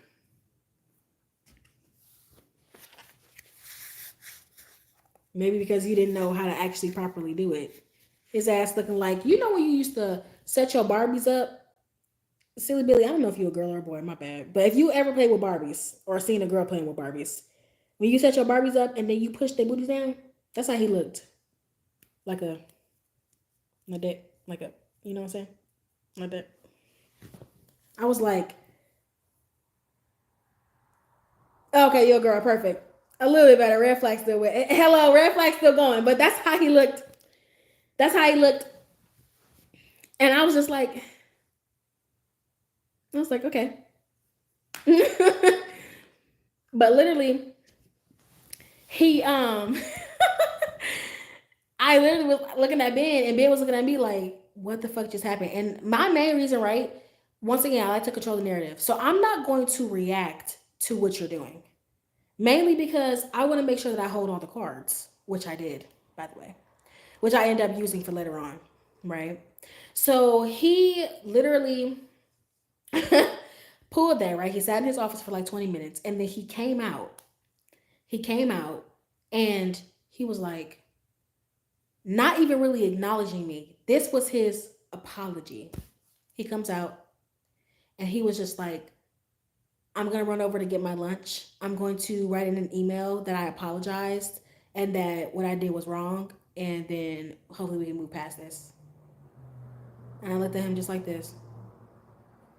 And I was like, it's fine. I'm like, you're going to write in an email that you apologize? Where's the apology? Are we speaking in the future tense? Where is it? I was like, it's fine. It's fine. You're a little bitch. You're a little bitch. Like, I get it. I get it. You're like a loser. So it's cool. I really don't care. I walked off, right? And don't get me wrong, right? I'm a thug, okay? I like to fight. Everything in me wanted to cuss his bitch ass out, storm into that motherfucking office, and be like, a bitch ass nigga, who the fuck you talking to? Don't get your wig split in this motherfucker. But I said, you know what, Koi? You're working on that. You're being better. It's an apology in the room. Don't get me wrong. I felt the heat boiling in my skin. Do not get me wrong. I felt it boiling, but I was just like, do you really want to turn up in this office? Do you really want to turn up in this office? Nah, nah. I'm good. I'm Gucci. So I literally was like, okay, fuck it. It's fine. After that, I don't know what possessed him to ever act in that type of behavior with me. But in my mind, I'm like, you a little too comfortable. You're a little too comfortable. I'm gonna make sure that you're never that comfortable to speak to me in that manner ever again. Right? So I limited, once again, what I said earlier. I cut people off from my serotonin, right? You're not gonna get the chance to be giggly and fun and have a good time. You're not doing that. You're getting robot. You're getting robot. Okay? So I'm just working, mind my business. He talks about his weekend with bands. He talks about games and shit. And I'm just like, okay. He talks about TV shows. I'm just like, that's good. And some stuff I do respond to. Like, I'm not going to sit here and say that I'm not sociable at all. Some stuff I do respond to. Like, we were talking about Game of Thrones at some point because Ben was in the middle of watching it, and me and him was kind of like agreeing on some scenes or whatever because me and Christian have already seen it. We were just agreeing on some scenes or whatever and talking about it with Ben. But if it wasn't Ben involved, me and him were not really chatting like that. I was minding my business because I don't have anything to say to you. You were way too comfortable disrespecting me in the office. On top of that, in front of a coworker. And him and Ben was like besties. They was like clicked up. Because remember, he's a little lackey. I don't really need you to be my best friend. But you would respect me. And please know that I'm not a little pushover or nothing. You better bet your sweet ass I confronted him. I waited 2 weeks for me to calm down because I knew that if I went into there without me being fully calm, I had to pray on it. I had to ask the Lord to hold my tongue because if I didn't, he was going to get a tongue lashing worse than a slavery times. Hello? The pressure is getting worse. Hello? His light skinned ass would have never known. Okay? He would have been a house slave, obviously. We all know that. In there pleasing massa, for sure. So I literally was like, let me keep myself calm. But I did definitely confronted him and I told him directly to his face, I was like, I don't know what convinced you to say that, and maybe you just got a little too comfortable. But in order for us to work together, that can never happen again. Exactly. Straight up house slave. That's exactly what he gonna be. Sir, sir. He getting mani patties every other week. He make sure his hair is cut. He is a little sugarfoot. But I told him, I said, that can never happen again. Never. Or me and you would not be able to work together. Exactly. Exactly. Literally, toss your ass over the cliff. I had to listen, y'all. Y'all need to understand something. I grew up fighting. Like I grew up fighting niggas that were bigger than me. Always. From my brother was my very first bully. So from my brother to I used to fight my stepdad, I fought my teacher. Like I have stories to go for days. Like I grew up always fighting people that were bigger than me. I was never afraid. I will put you on your ass in this motherfucking office. When you get hit over the head with this monitor, don't be wondering why. So I had to be like, don't do that. Don't do that. Okay.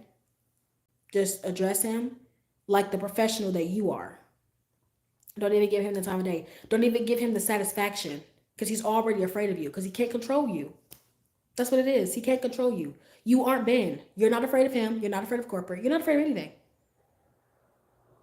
Yeah, I know. I told you something. Silly Billy was. I don't know if you watched Silly Billy. I don't know if you watched it yesterday. I don't know if you watched the live that I had did yesterday where I was telling you about my middle school stories.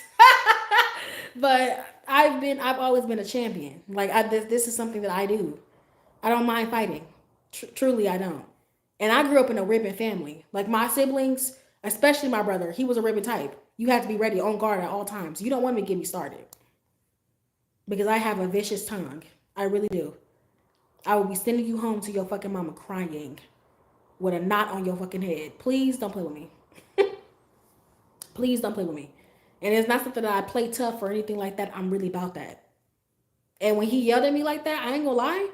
I ain't gonna lie, y'all. I thought about grabbing a stapler and smacking his ass over the head because he has to walk past my desk to get to his office. So I don't know what the fuck he was capable of. All I know is that I'm sitting down. I'm sitting down. You're taller and you're bigger than me. And I'm in a vulnerable situation. I would do anything to defend myself. And I would not give a fuck. I would put you on your ass and you'll be looking dumb as hell.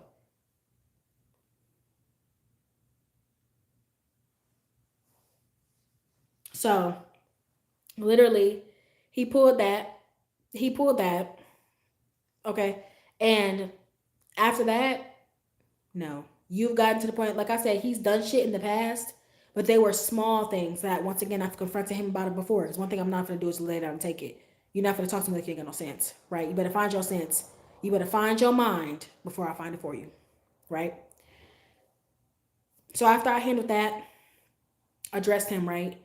I kept our interactions to a minimum. Not because I'm angry with you. I'm not upset with you. The type of person that I am, if there's anything you need to know about me, I don't hold malice in my heart. I'm just not the type. I'm the center of attention in my own life. I like to be the center of attention. I'm an attention whore. I like for everything to be on me. And that's including myself. So I'm not going to I feel like putting hatred and malice in your heart for somebody else centers them in your life. You know what I'm saying? It centers them in your life. And now you're decentered. What the fuck I look like doing that? What do I look like doing that? That's stupid. I'm going to make sure that I'm putting myself first. So I feel like hatred and malice requires investment. And personally, I just don't hold on to resentment long enough. That's just not me.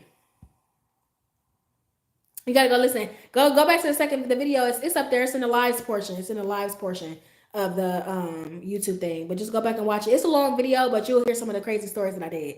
But literally, like, I just knew that I'm not gonna go back and forth with this dude. I'm not gonna have no hatred with you. So like, if I'm not even ignoring, wasn't even ignoring. I'm just not engaging with you in a way that is not involving work. I'm not gonna be engaging with you in anything that doesn't involve work. So if it's not involved work, I don't have to. I'm not obligated to speak to you about your weekend.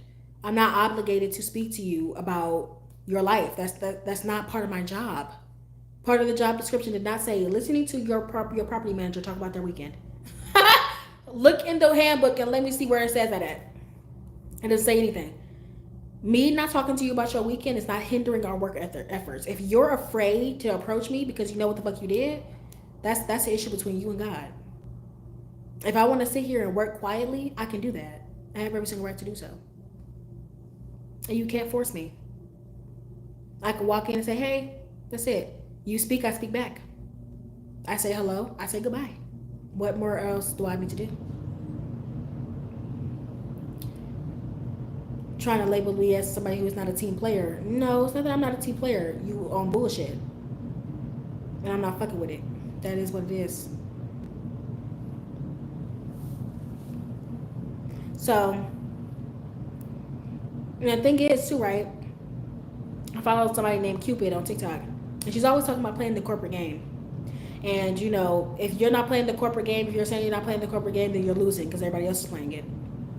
Personally, I don't want to play the corporate game, and I'm not gonna. That's not my goal. I want to end up being on social media, you know, and being an influencer, everything like that. I don't want to play the corporate game because the corporate game is stupid to me. It's dumb.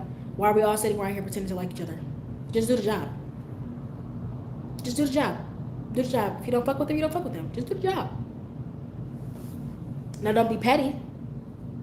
If you see them trying to get to the elevator, don't fucking press the close button on their ass. If you see that they're sending you emails about a project, respond. If you see that they're sending you a Teams about something that they need, respond. Now that's when I agree. If you're doing stuff that is hindering you from effectively doing your job, effectively working with your team, then I would see why it would be a problem. But me not talking to you about your weekend or hearing what your fucking Subway order is, not my problem. Not my problem. I was listening and paying attention to anything that involved work. But the problem is that I'm a very inviting spirit. I'm very self-aware. So I'm a very inviting spirit. I know being around me is fun. I know I bring an energy that you're not used to. I'm bubbly, I'm fun, I'm hilarious. Of course you're going to be upset when I cut you off from that. I get you through your workday. Because I'm a bright, bubbly spirit. This is what I do. I like to be fun. I like to have fun. I like to be happy. But when you piss me off, I feel like pissing off a Libra, I feel like it's the worst type of thing that you can do. Because Libras, we're not the motherfuckers who like try to get our lick back, if that makes sense. Like Libras, people might be thinking that we're soft or whatever because we don't try to get our lick back. We don't try to get revenge. Nah, we don't do that because we're the center of our own world. So what we gonna do is we gonna cut you off from our serotonin. You're gonna be watching on the sidelines while we make everybody else happy. And we're not gonna be thinking about you. That's the worst part about it. Like that's the worst part about it. You're gonna be having a one-sided beef with Libra. You're gonna be having a one-sided beef. Because you're gonna be thinking, oh, they're excluding me, they're being mean to me, they're da. I haven't done anything to. What have I done? What have I done? Kiera, I remember I did it to her first. And she was like, I feel like you're punishing me. And I was like, what do you mean? She's like, I feel like you're ignoring me. I said, when did I ignore you? She was like, well, when I was talking about my dog and everything like that, you didn't like say, I didn't tell you about my weekend. He was like, yeah, when she was like, yeah, when I was telling you about my weekend, and I asked you if you had any plans for your weekend, you were ignoring me. I said, I didn't ignore you. I told you, no, I don't have any plans for my weekend. How was that ignoring you? I responded. She couldn't say anything. She couldn't say anything. Christian is the exact same way. You're not used to dealing with somebody like me because I would cut you off completely. That like you don't, and you think it's me trying to get back at you, and it's not. I see who you are. See, I'm the type of person where when you show me who you are, I believe you. When you show me who you are, I believe you. I don't need no extra crash course. I don't need to feel. I listen. Those who do not listen, they feel. I don't need to feel. I listen. I see. When I let you have access to that part of me, you damage it. I don't like being wounded. I like having a good time. You're not good for me. You're a toxic, demonic spirit. So I made sure to put up the walls. You can still hear the party going on. But when you come to knock on the door, we open up the slot and be like, what's up? Oh, can I come in? Oh, no. Sorry. Have a good day.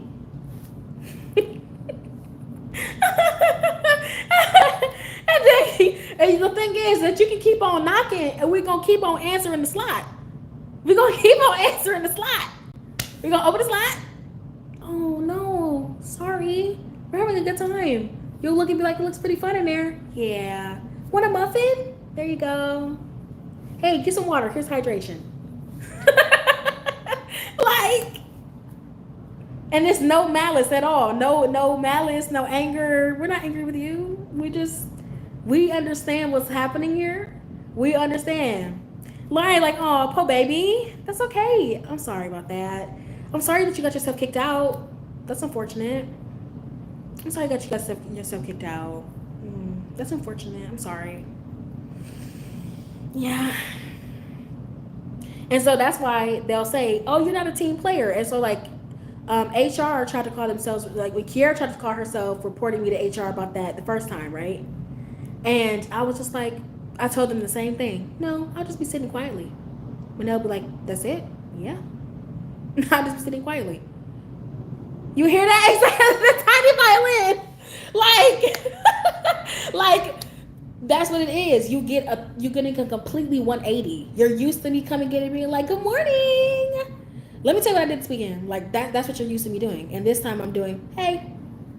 Or hey. Do my work. Oh, did you get that email that I sent you? Yep, I'm responding to these emails. I'll get back to you in like, give me like 10 minutes. Cool. Respond to email. Respond to Teams. And that's why anytime that they try to call corporate and tell HR that I'm not being a team player or that I'm causing a rift and causing a rift at work, anytime they would try to tell me that, I'd be like, well, they need to prove to me how I'm not being a team player, because if you check my emails, you check my teams, you check my projects, you check anything that I'm doing, I'm working. I'm doing. I'm responding. There's not a single email that you can find. There's not a single Teams that you can find that I'm ignoring them. She'll be like, well, they'll say that you're not engaged in conversations. I'm like, I am engaged. I listen. I'm just not providing extra input when it's not needed. I'll be like, well, if they're talking about something and I don't have anything to add, what do you want me to say? She had no answer. Like, I'm literally saying, I'm confused why I'm being told that I'm not a team player when I'm quite literally just working. You can go through all of my communications. No one's being ignored. When they text me, I respond. We had a work phone too. When they text me, I respond. When they call me, I answer. Where can you find in my communications where I'm not being a team player? You can't find it. One thing I'm going to do is cover my ass. I'm going to always do the job that I'm getting paid for. You pay me to talk about work. You pay me to get projects done. You pay me to manage stuff with my team. That's what I'm doing. So when I would tell them, I'll be like, you want me to do what? Talk to them about their weekend? I may not talk about my weekend, but if they want to tell me about their weekend, I'll listen. I'll listen. But see, the thing is that they're not used to somebody like me. That's the problem. They're not used to someone like me. Someone who can cut off everything that brings you joy. Because, like I said, I know myself. I bring brightness to any room that I step in, right? You never met someone who knows how to retract the thing that brings you joy and only give you robotics. You never met somebody like that. You're used to somebody constantly smiling and pretending in your face when you've done something wrong. Unfortunately, I don't reward bad behavior. You might do that, but I found that when you reward bad behavior, it just encourages somebody to keep doing it. I'm a huge accountability person, a huge accountability person. I'm going to hold you accountable for what you did, and you're going to reap the consequences of your misbehavior, your bad behavior. I'm not going to reward you with myself, with my personality, when you mistreat me. I'm not going to do that. But I will do what this paper says, what this contract says. The contract tells me that I have to work with you. The contract tells me that I have to do projects with you. The contract tells me that I have to communicate with you. The contract says all that. The contract doesn't say shit about me talking about you in your weekend or being obligated to talk about my weekend or my family or talking to you about your pets. What does that have to do with the job? Nothing. Nothing. Getting back to controlling the narrative, I had when that situation happened with Christian Yellen, I held on to it. I did not report him to corporate because I'm one of the people too where I like to handle shit on my own. I know how to speak. I know how to communicate. My mother gave me those skills. She taught me how to properly articulate myself without coming off as rude. I know how to communicate and I know how to handle you by myself. I don't need nobody to help me because you're going to feel me. I don't need nobody to help me. Ever. So I rarely ever get HR involved because I feel better talking to you one to one without needing somebody else here to save you, without nobody else being involved, and I like to handle you on my own. So that way it's just me and you. And trust and believe, any conversation I'm having, I'm gonna record it. I am. I am. So just in case you try to say that I tried to attack you in our meeting, I'll play the audio recording in HR. You're playing checkers while I'm playing chess. Like you don't even understand how badly I got this bound. Because one thing I'm gonna do is cover my ass. And I'm very observant. I watch your tactics. I know you. You're like an uncanny valley. You'll smile in my face and while stabbing me in the back. And when I'm saying that something is hurting me, you're just like, you have no idea what that is. when it's you. Right? So I sat on the situation. I handled it. I discussed it with him, but I sat on it. Right? And so a few weeks of me doing the robotics game with me just, working, I got an email from HR saying that they wanted to talk to me. Now no, I've been at HR one time before about this, but it was after I was reporting Kiera because I had got sick and tired of her behavior. So I reported her. This was months before she was supposed to leave. Like a few weeks, like 6 weeks before she was supposed to leave. I reported her to HR. And that's when they had brought up the team player thing. This time they were calling me to corporate because somebody in my team reported me, right? So I get there and they were saying, "Oh, well, yeah, they were talking about some other stuff, which I'll probably get into like in another live, but they were saying, "Oh, well, there was this thing, and the team is expressing that you're unapproachable and all these things." And I was just like, "Could you tell me who that was in the team? It's only three of us, and one of us is sitting here."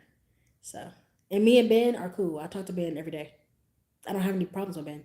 Ben does get my personality. There's only one person who doesn't. But her being HR, she didn't want to disclose. She didn't want to disclose. So she was just like, okay. She was just like, well, just the team. The team is just saying that you're unapproachable and you're not engaging and all these things. And I told her the same thing I just said. Like I told her like I do my work. I do my job. I just got done completing flyers. I've been keeping track of da da da da. All these things have been happening. I'm not sure what you mean. And I was taken back when she called me unapproachable, when the team, Christian, had said that I was unapproachable. And I sat with it and I started laughing because I was just like, I was like, I'm sorry. I'm taken back. I'm really taken back right now because I find it interesting that Christian, because I called it what it was. I said, I find it interesting that Christian is calling me unapproachable. And I reenacted what he did. I was just like, I find it interesting that he did that when literally a few weeks ago, he literally stood up, cursed, and swore at me. And listen, I pulled the girl card because this is what you do, controlling the narrative. He has nothing he can say against me. He can't say anything against me because I did not react. I did not react. So I pulled the I'm just a girl and I feared for my life card. I sat up in that lady face. You should have saw that white lady face when I reenacted that scene for her. She couldn't believe it. I was just like, yeah, so, after that, I didn't feel safe anymore. That's the first time I've ever felt unsafe in a job. I've never had a boss speak to me that way. So I wasn't sure what to do. I wasn't sure what to feel. Would you feel safe after someone did that? I feared for my safety. She was like, "What?" I was like, "Yeah, just like that." And I'm not sure what I could have done that encouraged that type of response, but yeah, work matters. Yeah, I wouldn't feel comfortable either. I was like, you played yourself. You played your fucking self. You played yourself. You really sat here and thought that you were just out of the woods after you pulled that. You think you have the audacity to report me to HR and call me unapproachable when you quite literally cussed me out, yelled at me, stormed off, slammed your door. You did all of that, threw a full tantrum. And you gonna call me unapproachable? In front of a witness? So if you try to lie, Ben's right there. And there's a camera in the office. If you try to lie, it's right there. And then if you also try to lie, I recorded our conversation of me confronting you about it. And I made sure in the conversation to reiterate what you did, from which you agreed and apologized inside of that recording, just in case you try to lie. But I'm unapproachable? You made your underling feel unsafe in her job. And she's the unapproachable one? You have the audacity to report her to HR for being unapproachable when you made her feel unsafe at work? And she literally said, yeah, no one should be dealing with that. No one should ever have to go through that. And I said, yeah, that's what you got to do. You got to play the game. I play the game, but I play the game the way that I want to. The thing is that I can play the game if I have a goal. I don't want to be in corporate America personally. I really don't. I don't like it. I want to be my own boss. I want to be able to change the game. I want to be able to hold people accountable. I had no plans of working my way up in this company. Literally Christian now. I had no plans of doing that. Because trust and believe, if I'm goal oriented, if I want something, I'm going to have it. If I want it, I'm going to have it. See, you can't do that. But I can. I play the long game. You sit here and you're desperate for this job. You need this job. I don't. Trust me. I know that I'm going to be straight. I'm a survivor. I've been through worse than you. Trust. I'm not Kiera. You can't bully me. Tried to call me unapproachable when you quite literally made me feel unsafe in my own job. To the point where I thought I was going to have to hit your ass. Quite literally. And so you damn right. I sat in that HR lady's face and I pulled that. I feared for my life card. And you tried to call me unprofessional, unapproachable, please. And you have no proof that I don't do my job. You have zero proof. You can check a Teams message, text message, calls, emails. You can check all the work that I've done. You can ask maintenance. I've been in every single meeting. I've been in every single meeting. I've gone to tabling when you asked. I go above and beyond. There's never been a thing. I've taken on your caseloads. I've helped you out more than once. So you don't look bad in front of corporate. You have no way of proving that I don't communicate. But HR is going to do what HR has to do. At the end of the day, I never got mad at the HR lady. Jessica, one thing I would say about her, they say all the time that HR is there for the company and not for the employees. I can agree with that. But Jessica was one of them people where she's the perfect example of what HR should be. Because the way that she does things, I like the way she does it. She's direct. Once again, direct, but not rude. She's direct, but she's also like human. She literally was just like, I'm gonna take my HR cap off right now. Sometimes we're just also not feeling it. Like she literally was like, I told her I have mood disorder as well, right? I told her I have mood disorder. So I said some days too, I walk in and I don't feel like talking to anyone. And I introduced to her the phrase social battery because she's never heard of that. I said, yes, sometimes like my social battery is just depleted. And it's not a jab against anybody or anything like that. Some days I'm not here. And she literally was just like, even if you don't have mood disorder, I'm gonna take my HR cap off right now. Sometimes you're just not in the mood. She was like, sometimes you're just having a day and you just don't want to fuck with nobody. She didn't say fuck with nobody, but she's like, you don't want to deal with anyone. And she said, I'm lucky because here at corporate, I literally I have my team. It's just me and like two or three other girls, and we're tight knit. We're like a family here. Us four. So like I can come to them and be real as fuck and just say, I'm just not feeling it today, y'all. I can just be real and just be like, today's not the day.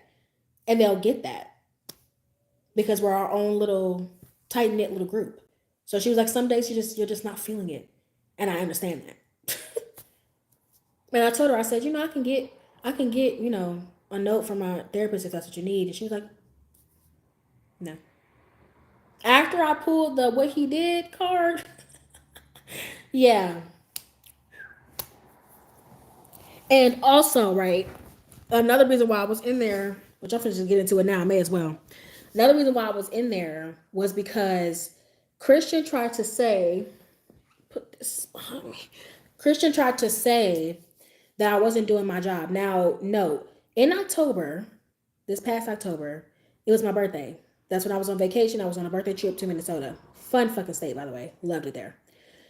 Me and my best friend was gone for like a week.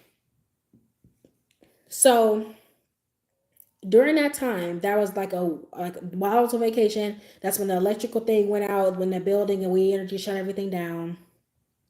And then like the second week, I came back and like everything was running smoothly. I was part of the leasing team. So leasing, Christian is the one that's the property manager. So he was like managing the tenants, contractors, maintenance, things of that nature. Leasing agents basically just sell the apartments. They're like a real estate agent, but just smaller. Instead of them selling properties that people are going to own, they sell properties people are going to rent. Make sense? So I was in charge of, like, going on tours, applications. Well, me and Ben, tours, applications, move-ins, and then I took on some extra stuff like parking, pets, some tenant relations because you truly just can't avoid it. And I was better at organization and communication than Christian anyway. And then like some turn stuff. Slowly, I started taking over the turns. So like turns are like unit turns where we do paints and cleans and all that stuff, right? Revise the units for a new person to move in. I took on some of those sometimes too because I managed the move-ins, getting people's documents together, make sure that they paid their rent, make sure that they signed their lease, all that stuff. I was in charge of that, right? During the summer, because of Resman, because it was so terrible, Elena, our portfolio manager, made us like split up the leasing task. So because I was better at administrative work, Ben took on the tours. Ben liked tours. Ben didn't like being in the office like that. So he took on the tours. Me personally, I don't mind being in the office all day, every day. Okay. So he was taking on like the leasing, the tours, the applications at some point, and he was trying to dip into my task, which was really annoying. But I'll get on him another day. He basically took on all that stuff, right? And then slowly he tried to dip into like leases too, which he was fucking up on those as well. But while at the time that he was kind of like getting into like leases and everything like that, I was on vacation. So when I came back, Christian kind of just gave him the reins to just do leases, right? He was fucking up left and right, but whatever.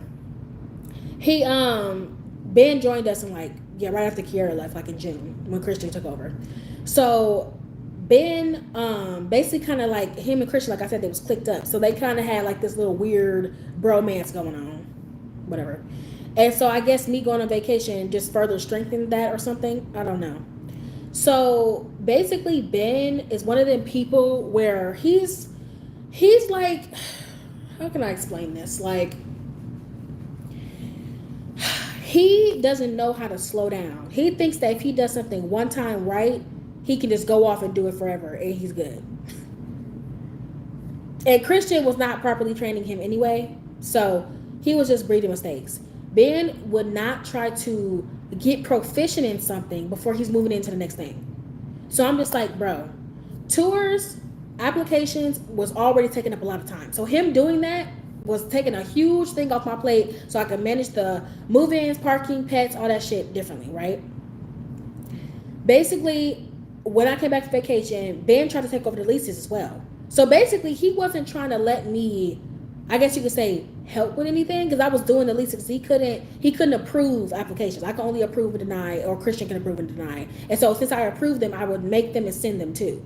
When I was gone, Christian was approving his leases and then he just started sending them. So anytime that I was trying to work with Ben to do applications, do leases, do move-ins or whatever, he would just like try to take over everything, right? It got to the point where it just became too frustrating. On top of that, Christian would never back me up. He was always going over my head. So basically the way that it works is that I was the lead leasing agent. I was the head of leasing because Christian used to be the head of leasing until he became PM, and then I became head of leasing.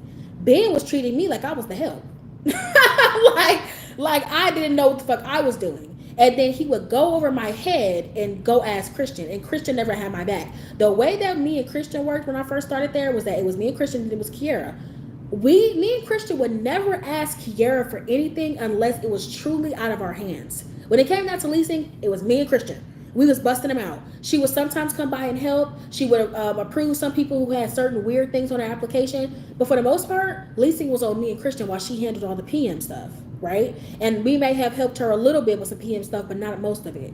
Christian was so deeply involved with leasing that Ben basically wouldn't ask me anything, or he wouldn't trust my opinion on nothing. So like he would ask me like, oh, what do you think about this? I would give him my opinion. I would tell him what it is. And then he'll argue me down until the point where I'll just be like, you know what? Do what you want to do. Do what you want to do. I'll really tell him that. I say, you know what? Do whatever you want to do. And I wasn't even irritated about it. I'm just like, it doesn't matter. You're not going to listen to me anyway. So do what you want to do. Then he will try to follow up and be like, well, what do you mean? Like, I really care about your opinion. Like, what do you mean? I'm like, if you cared about my opinion, you would take it. Instead, you argue me down and then you end your sentence with, I'm just going to ask Christian. Then why did you even ask me? Why did you even ask me? What's wrong with you? And so with that, I started backing off more off of like the applications. I wasn't really focusing on applications or leases. I kind of just let him have it. So I was really more so just focused on the move-ins and move-outs, pets, parking, and the administrative stuff that I was taking over, basically keeping track, updating, all this extra stuff because remember we had to do everything manually because ResMan did not work. So I'm doing everything manually, updating stuff and all that stuff, right? Like the last week, this happened for like 2 weeks. Then the last week of October swung around. And all at the same time, this is when the renewal stuff was happening too. And tidbit about the renewal stuff. Christian wanted us to go door to door on a Saturday. Remember, I worked Monday through Friday. He wanted us to go door to door. I ended up working a Saturday because I had to make up for one of my vacation days when I was on my birthday. So I was there on a Saturday this time to make up for one of those days. That Saturday, I was literally, I think it was like the second week. I just came back, either this week that I came back from vacation or the week after. That Saturday, I had came in early because I'm making up an 8-hour shift. So I came in at 6 a.m. The office doesn't have open until 10 or 9, one of those times. Yeah, 10. And then Ben works 10 to 2. I wasn't working until 5. I was going to leave when the office closed at 2 o'clock. So I came in at 6 a.m. Christian decided to come and work that day because I guess because me and Ben were there, he just decided to come over and work too. So I was like, okay, cool. I didn't really give a fuck what you doing. I'm leaving at 2. So I came in at 6 and I had preparations to leave at 2. Christian tells me at like 12, not 12, it was like 1:40. He came over like 1:40 and was like, oh, we're going to go door to door and ask people are they signing their renewals. I'm looking like this. I looked at him and I said, how are we going to do that in 20 minutes? He was like, aren't you here until 5? I was like, no. I got here at 6 a.m. Office closes at 2. Why are we going door to door at 1:40? You could tell that he was mad because for one, I didn't stay late for a stupid ass steak. I wasn't staying late the rest of the week. And then now I'm not going door to door when you want me to, even though I came in on the time that I was supposed to and leaving on the time that I was supposed to. Oh, you said I'm not to be a little bitch? Working overtime for no pay? How sad. I had plans. I had some plans to spend time with my besties that Saturday. So, deuce. Right? All that going on. Fast forward to the end of October. Corporate basically the audacity, literally. Corporate basically, now remember, Christian has been struggling in his role. Struggling, before I even say this, struggling in his role. He has not been able to turn in his financials on time so badly that corporate has taken over that task for him because he was just too late. Couldn't respond to tenants within like a week's time, or at least a few days. But we were having the tenants waiting 2-3 weeks. He would miss stuff. He would forget shit. He was disorganized. All this shit. I was actually helping him manage shit because he couldn't do it. The man was so bad at it that he literally had to get ChatGPT to make him a schedule. Like, pause for dramatic effect. He had to get ChatGPT to make him a schedule because he could not organize. He was all over the place. And with ResMan being crappy, and without my tracker that I made, without the software that I built, he would have been drowning. At the very least, I was keeping our chest above water with my little fucking thing that I made. That was supposed to be for me. But I let him have been used. Right? And let me tell you something before I say this too. The whole year, or the 8-9 months that I was there, when Kiera was my boss, she would do like monthly check-ins to kind of just give any updates about any critiques that she has, letting me know what she expects from me, if she thinks that I need to work on anything. She did that for me and Christian, like monthly. She would check in because that was part of her job. Christian, since he had started, he had never done that. Any time that I had one of those meetings with Kiera, she will always tell me, it's not that you don't work, because you work, you're great, you're quick, you're efficient, you're all these things, but basically she would basically tell me like, just slow down, because I could tell that you want to work on more stuff and you're doing great with all the stuff that you already have. But she's just like, you'll learn it, you'll get there. Just, I feel like sometimes you try to take too much on your plate. That was her only critique, was that I worked too hard. that I worked too hard. That I was always too willing to take on the next task, basically, right? And so I have ADHD. What can I say? I get hyper fixated on shit, and then next thing you know, I'm stuck on it. So she literally was like, that was her only critique, is that I worked too hard. So I am always excellent at anything that I do. If you give me a task, if you tell me to do a job, I'm gonna do it. I'm not lazy. My brain can't work like that. As a matter of fact, I fall into a depression when my brain is not working hard enough. So I know that I'm hardworking, right? Never got any complaints about not doing work when Kiara was my boss, when Muskan was my boss. No complaints ever. I've never gotten a complaint for being unproductive. Never, right? Christian ends up telling me, hey, corporate wants us to switch task. And I was just like, switch task like what? He was like, you're gonna take over like the tenancy stuff, the maintenance stuff, the unit turnovers, and the admin stuff. You're gonna take over all of the office stuff, and then I'm gonna and then also delinquencies. You're gonna take on delinquencies, and then I'm gonna trade with you and do leasing. And I'm just like, that's interesting. That's interesting. They want us to switch tasks. I wonder why. Delinquencies were in the toilet. Now, delinquencies is involving like evictions, past late fees, things of that nature, right? This motherfucker had like not been working on it for like 2 months, so people have been raking up thousands of dollars worth of balances. And he just hadn't gotten to it because he has no organization. Once again, all over the place. Him and Ben both had that bad. Literally, I got delinquencies. I got them done in one day. Cut that number in half. More than half in one day. Had things moving forward with the turnovers, maintenance, getting in contact with our contractors, all that. Everything was smooth sailing, right? Now this is the last, like it was like October 30th. So I just got back like 3 weeks ago, like maybe two and a half, 3 weeks ago from my vacation.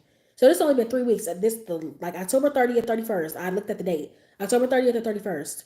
That's when they told us to switch tasks. So from October 31st to like December 9th, that's when like I had my meeting with HR. The main reason why she called me in there was because she said, oh, by the way, I also had Christian also tried to put security deposits on me. He gave me a very brief training on it. Small, intricate little something, right? I tried to do the security deposits the best that I could because it seemed simple enough. Apparently, I made a few mistakes. So basically, Elena, by the way, our portfolio manager, she doesn't like me. Me and her have gotten into it multiple times because she don't know how to talk to people. She's rude, she's condescending, and I've gotten into it with her a couple of times, right? But she had nothing on me because once again, I'm exceptional in anything else that I do. If I'm properly trained, if I know what the fuck I'm doing, I got it, right? I could tell that bitch was waiting because the moment that I started making mistakes, only on the security deposits, that's all she had. She got on my ass. She was just like, you can't be making mistakes like this because if you make mistakes like this, then we need to think about something else. We're gonna have to talk about it internally. There's a reason why Christian should be doing all the property management stuff and you should stick to leasing, all this stuff. Went in on me. And I was looking at her like, bitch, I ain't never had made a mistake ever here. I've always done exceptional here, no matter what task you give me. I took on delinquencies and killed it. Turnovers, maintenance, killed it. Parking, pets, leasing, killed it. What are you talking about? So you was just itching to finally find something that you can get me on because you couldn't find me on nothing else. And I think that Christian bitch ass was in cahoots with her because he gave me minimal training on that shit, right? Pulled me into corporate in the HR office. No hate towards Jessica. She's doing her job. She was just like, yeah, so they put me in here because I put you in here because they're saying that you weren't doing basically your job. You weren't doing leasing. And I was like, that's weird because I was doing leasing. I had been doing the front part of it of like tours and all that stuff because that's what we discussed over the summer that he was going to take over like tours and applications and things like that. And then I was going to be doing like the other half stuff. And she was like, yeah, but you haven't been doing any leasing lately. And I was like, yeah, because we switched tasks like 6 weeks ago or 2 months ago. I didn't have the exact dates then, but I was like, yeah, like 2 months ago. We switched tasks. So I've been doing most of Christian stuff. And Christian has been doing like tours and stuff like that with Ben. And I'm thinking it's because Christian has been struggling like fuck. And I've been switched over to help fix things or whatever. And also Ben likes to work closely with Christian anyway. He doesn't trust me. So at the end of the day, it worked out better that way anyway, at least in my eyes. And she was just like, she was like, well, they're just saying that you're making a whole bunch of mistakes and da da da. And I said, could you please list to me what are the mistakes? The only thing she could list was the security deposits. And this is how you know motherfuckers be trying it. That's the only thing you could find. That was it. You couldn't find nothing else on me. Only the security deposits, all she found. And she was like, yeah, we're just thinking that you should maybe get back into leasing and, just going back to that. And I said, I have no problem going back into my job. I'm going to do whatever job you give me. And my thing was, right, this was my thought process. Now, no, I was already irritated with this job. I was already sick of him. Couldn't stand him. It was pissing me off. I was already on the verge of leaving. Already on the verge, right? And one thing, if you want to piss me off, say that I'm lazy. Say that I don't do my job. If you want to piss me off, that's the perfect way to do it, right? Literally, when they gave me these new tasks, I've been mastering them and being efficient in them. And I told Elena that too, when she had tried to call herself getting on my ass about the security deposits. I was just like, I've been excellent in anything else that I've done. Any other task that I've done, I've been exceptional in it. This is the only thing, and this is my first time ever doing security deposits. Can you allow me some time to learn? She had no response. She basically was just like, oh, Christian should just be doing property management stuff. Yeah, I love that you glazed over the fact that y'all have given me other property management tasks, and I've excelled in all of those. What can you say about that? Jack diddly fucking squat. Because you know that I'm an amazing worker. So you're going to insult me? You're going to insult me by saying that I don't work? That I'm lazy? Yeah, whatever. So I sat there and talked to her about that, and Jessica was just like, yeah, we just want to get you back into leasing. Maybe you didn't understand what was going on. Maybe we could just need to get everything back on track, right? And this is the funny thing. This is the funny thing. Little did she know, I'm like, bitch, I don't even want this job no more. And since my work is so benign, since I don't do anything, since my work is so insignificant, no worries. I left there and I was just like, I got in my car and then I got home and I sat on it and I was just like, what the fuck am I doing this for? Fuck y'all. Fuck this job. And yeah. So the next day I brought all my shit that they gave me back. The charger, the work phone, the little fucking clothes that they bought us with the label on it, all that shit. Put all that shit in the fucking Walmart bag. Left it on there. Typed up a hefty email. I had it scheduled to send at like 5 o'clock or 6 o'clock after I left. And that was it. The next motherfucking day. Because what you're not going to do is play on my motherfucking face. What you're not going to do is tell me that I don't know how to work. Yeah. Okay. Okay. And Jessica, I may as well just read the letter. I'm reading for you, Silly Willy, because Yana already saw it. Because I sent it to the group chat. Hold on.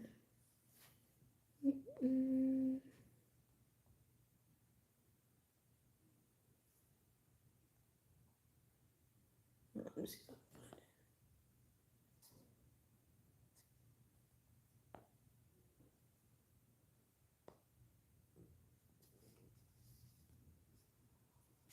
Okay. Just just so you can see, she's a little thick. So be prepared. Okay. Because they had me fucked up. They had me fucked up from the moon and back. Okay. All right. So I said hello. My original intention was to initiate this in January, but due to recent events, this bullshit ass motherfucking meeting, that's no longer the objective.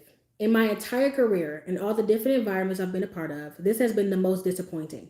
I've never been so undermined, disrespected, misunderstood, or targeted in my life. From the beginning, I felt this insecure, emotionally unstable, dysfunctional, or just blatantly rude superiors, current direct superiors included. Hello?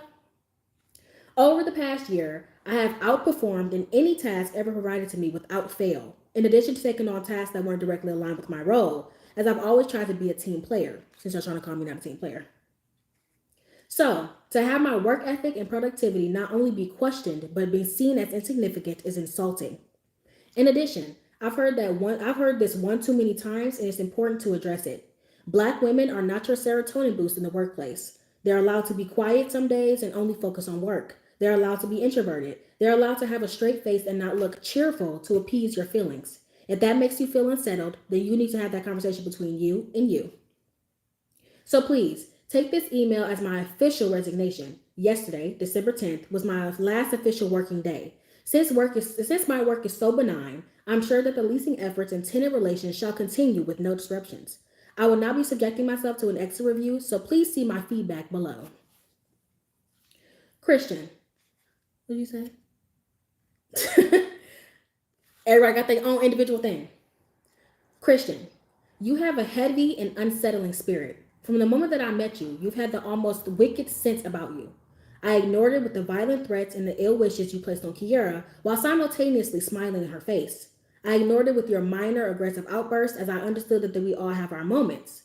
But the incident you pulled in November, where you yelled and cursed at me and then stormed off and slammed the door, that situation was not only unprofessional, but it was also unnerving. By the way, Christian, Elena, Rick, our CEO of HCO, Ben, Jessica, which is the HR lady, and then Alyssa, who is the underling of HR, is all tagged in this email. Continuing. Forgot to mention that. I would definitely say it was the first time in my career where I felt unsafe around a coworker. So much so that I remained on guard. Just in case you lash out, I could protect myself physically. After that, I was never comfortable around you again. I could go on and on about your disappointing behavior, but it'll only delay things.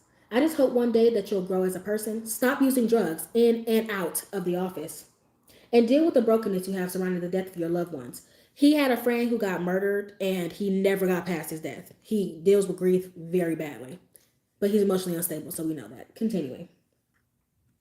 So that type of outburst is prevented.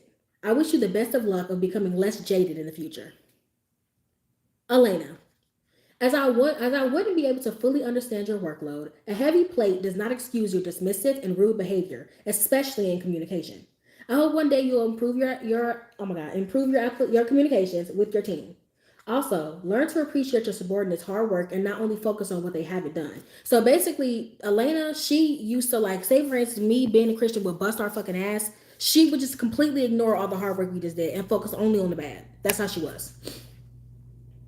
Communication with your team. Also appreciate your subordinates' hard work and focus on what they haven't done, right?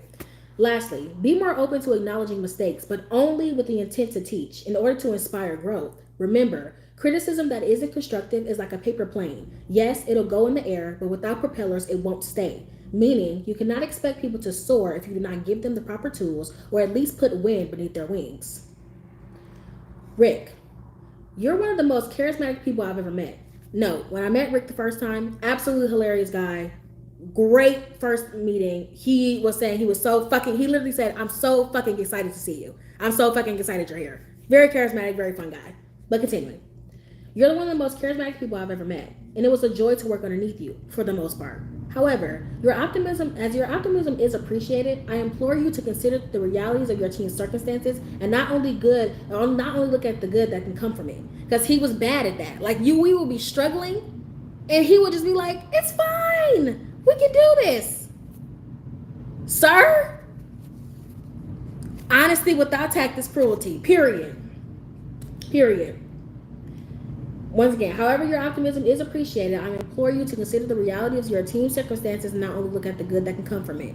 As at times, it felt as if your optimism was ignoring the challenges your team was facing. Ben, Thanks for having my back sometimes when everyone turned against me. It was appreciated. You're a good coworker, but please make sure to slow down when completing tasks and wait to become proficient in something before you're looking to take on the next challenge. It'll prevent mistakes and frustrations in the future. Because when I'm telling you, this motherfucker used to just hop on anything. Like, dude, slow down. You don't even know what the fuck you're doing with the last thing that I just gave you. Making mistakes. But continuing.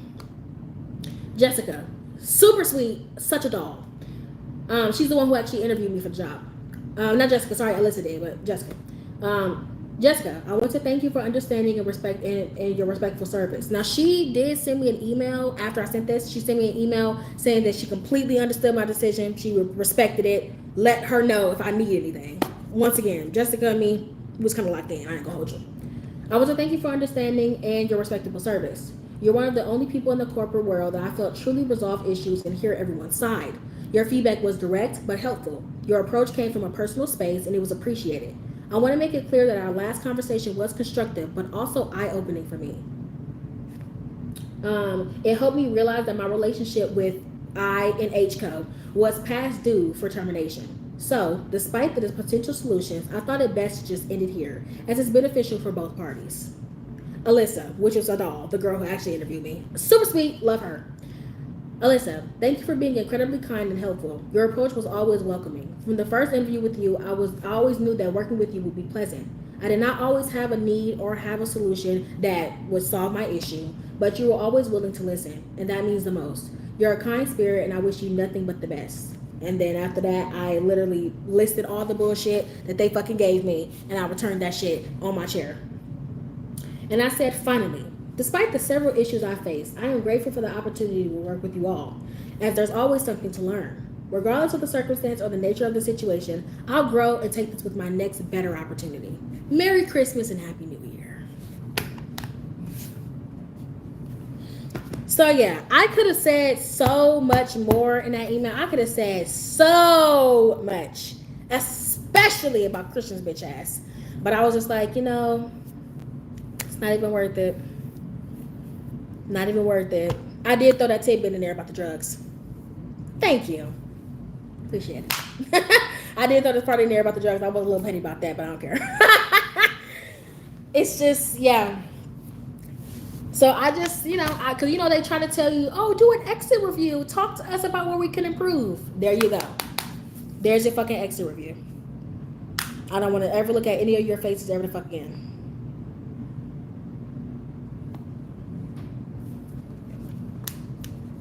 I just thought about something, but I'll check it later, I guess. Thank you. Like, I'm like, bitch, no. Because what you're not gonna do, thank you so much. I appreciate that. Like, what you're not gonna do is like, because that's what my last straw. Like, I was literally being like, maybe I should leave. Maybe I should wait until the new year or whatever. But I was like, no, what you're not about to do is play in my face. And I'm one of the people where I like to wait for God to give me a sign, kind of, right? Because I'm one of the people where it's like, if God tells me to leap, I'm like, how high? How high do you want me to jump? I would jump. I have no problem. But like, that's one thing. If God tells you to do something, I'm just gonna fucking do it. I'm not gonna be scared. I'm finna run. Let's do it. And so last time that I left my last job, it's like God said it to me like clear as day. This is your last week. This is your last week. You're gone, right? But with this job, I didn't get like that clear sign until I talked to my therapist. And she was just like, well, how do you know that this meeting wasn't God's clear sign? And I was like, she was very proud of me because I have been telling her, I haven't seen her for so long. I have been telling her, yeah. I know they didn't deserve it. They didn't deserve any of that. Fuck them bitches. I ain't gonna hold you. But like she was so proud of me. When I had told her I quit, she said, I'm proud of you. And I was like, there's still so many things that I didn't even really get into Kiera. I didn't even really get into her. She was the first wave I had to deal with. She was so bad that so Muskan was the property manager. Kiera was the assistant property manager, and Christian was also assistant property manager. I am. I'll try to be as proud of myself as I can. I try to be as proud of myself as I can. Because I was like, I ate that up. I ain't gonna hurt you. I ate that up. I wish, I like, low key, my spirit wanted me to say so much more, but I was like, you know what? It's not even worth it, you know?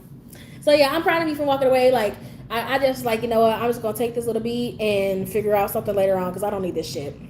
But like Kiara, though, just to give you a brief idea of how bad she was, Muskan, because like Muskan was the property manager, and then Kiara became just, she was just APM, right? Muskan was Kiara's boss. She was Kiara's boss. She reported Kiara to HR for being mean to her before I got there. She reported Kiara to HR for being mean to her. Do you know how bad you gotta be for your boss to report you to HR for being mean to her? And the Kiara was just so shocked. She was just like, I don't know why she reported me. And once again, like I said, I'm not rude, I'm direct. So I straight up told her, I said, you're very forward. In a very direct way, I was like, you're very forward. And sometimes how you can come across is not appreciated. So somebody reporting you to HR, you shouldn't be surprised about that. Because you're very forward. And not in a good way. Like, I'm direct, I'm forward, but not in the way that you are.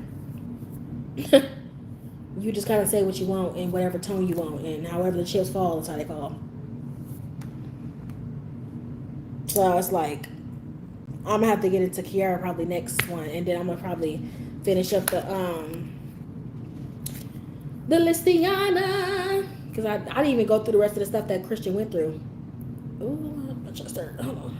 All the stuff that Christian went through. What the hell?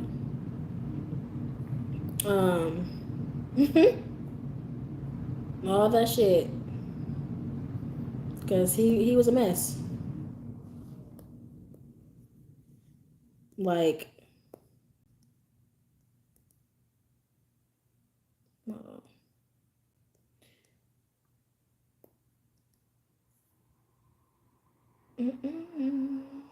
I'm looking this up so I can write this down. There we go. Where did we stop at? Let me get into it on the next live.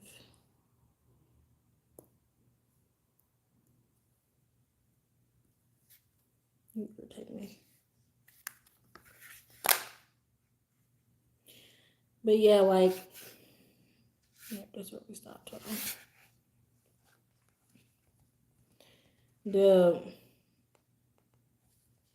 It's like, it's just crazy. And like, the reason why I had to report Kiara, she's just a lot. And the reason why I put up with a lot of shit too is because when I say like most shit just don't phase me, like, it just don't phase me. Like that, like the thing is like, if you're gonna act a fool, I'm gonna let you act the fool. Bottom line is, I'm gonna let you act the fool, because at the end of the day, I like to be happy. I like to be happy. So you're free to act the fool. You're free to be crazy all you like. I won't be joining you. So I'll put up with a lot of shit because I won't be joining you. And all that. Like, I usually, like, I'll probably be a little bit irritated about it at first, and then I'm gonna let it go. I'll move on. I have a life. I'm actually a happy person. And good things happen to me. And I get whatever I want. So, yeah, I want God to continue to bless me. So, I'm gonna go ahead and let you have it. That's why I be encouraging people, too, to forgive people. Because, like, when people say to forgive people for you, that really means forgiving for you. Like, you might be thinking that you're forgiving them for them, but you're not. If you forgive somebody, you let it go. You let it go. And you're just a happier person because of it. You're a happier person because of it. Let it go. Live your life. You have to remember, you have to make yourself the center of your existence. If you don't make yourself the center, you're going to be a very miserable person because you're losing yourself. But the moment that you start to center yourself in your life, you will see that some shit is just not worth it. Ignore the motherfuckers. Brush it off. they're beneath you. They're a fucking loser. They're miserable at the very least. Because I believe in input and output. You can only output what you have internally. You can only output what you have internally. If you don't have that in you, you don't have it to give. You have to be a very miserable, wicked person to do miserable, wicked things. To spread misery, to spread wickedness, to spread pain and suffering. You have to have that. I don't have that. There's no room in here for that. That thing lasts for like half a second. Okay? That shit is like a pimple to my Accutane. You know what I'm saying? like you're gonna be deleted as the fetus. You're literally like a fucking, I don't know. Like you're the cancer to my radiation. Like you're gonna be eliminated. I'm not. You won't last in here. My joy and happy care bearness is going to take over. And either you're going to be converted into happy energy or you're going to be booted out.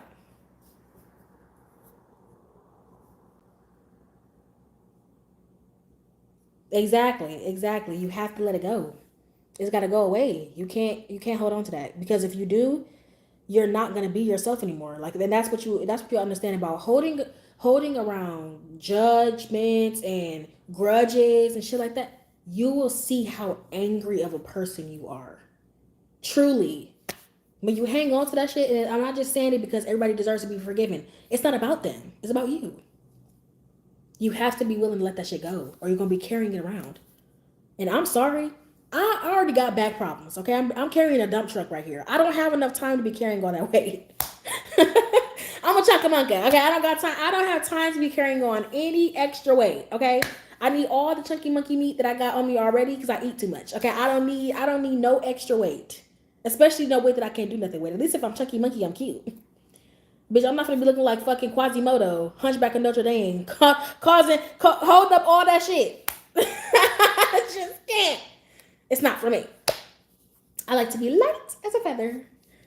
From Horton to Who. Light as a feather. So I'm not about to hold that. I can't. You're gonna have to take that. You're gonna have to take that with you. You go ahead and like you gotta take it. You gotta take it away. You gotta let it go. what else to say? You gotta let it go because you need it. You need to be happy. We only get to live one time, and that's it. Once you're dead, you're dead. Once you're dead, you're dead. Even if you do come back as a spirit or whatnot, you will never be able to live life the way that you did the first time. So you have to do it to the fullest. And the only way that you can do that is to resolve all that bullshit and center yourself in your life and surround yourself with happiness. That's all you can do. And whatever is keeping you from that happiness, you gotta be like, don't touch me. Get with me.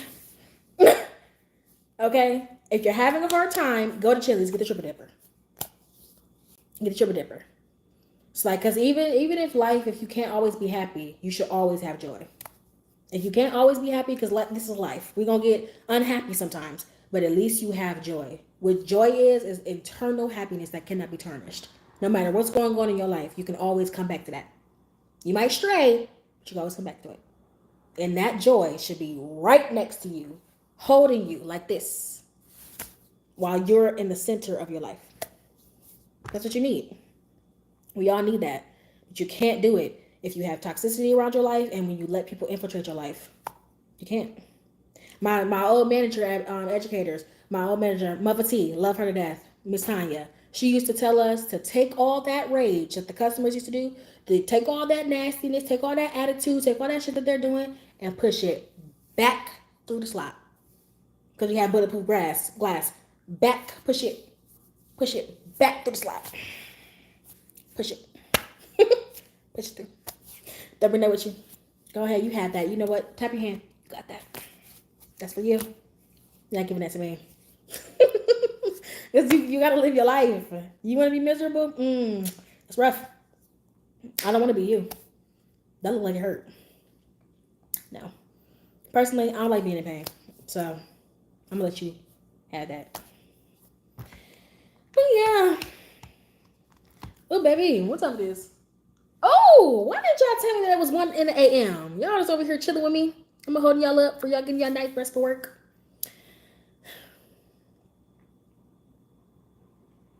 It don't have to feel like witchcraft. I feel like yourself all the time. Shit, I talk to myself all the time. That's why I'm on live. As you can see, I could talk for 3 hours straight.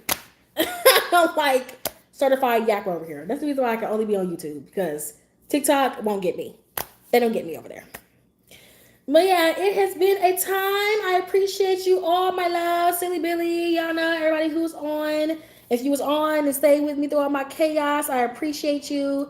If you didn't comment, I wasn't able to see you or greet you, so sorry about that, because YouTube does not tell me who's in here, which I kind of fucking hate unless you guys comment. But I love you so much. Thank you for everybody who liked the live. I will probably be on tomorrow too. I'm gonna try to come on at 5 o'clock, y'all. I'm gonna try to come on at 5 o'clock. I'm gonna try to come on at 5 o'clock. If y'all want me coming on later than that, let me know. But yeah, I love you guys very, very, very, very much. And I will see you in the next live. And then videos are going to be going up soon too, which I have a short for y'all that I cannot wait to upload. So be looking out for that. Because I have a short going on. Yeah. Of course. Love you, love you, love you. I will see you tomorrow. And bye.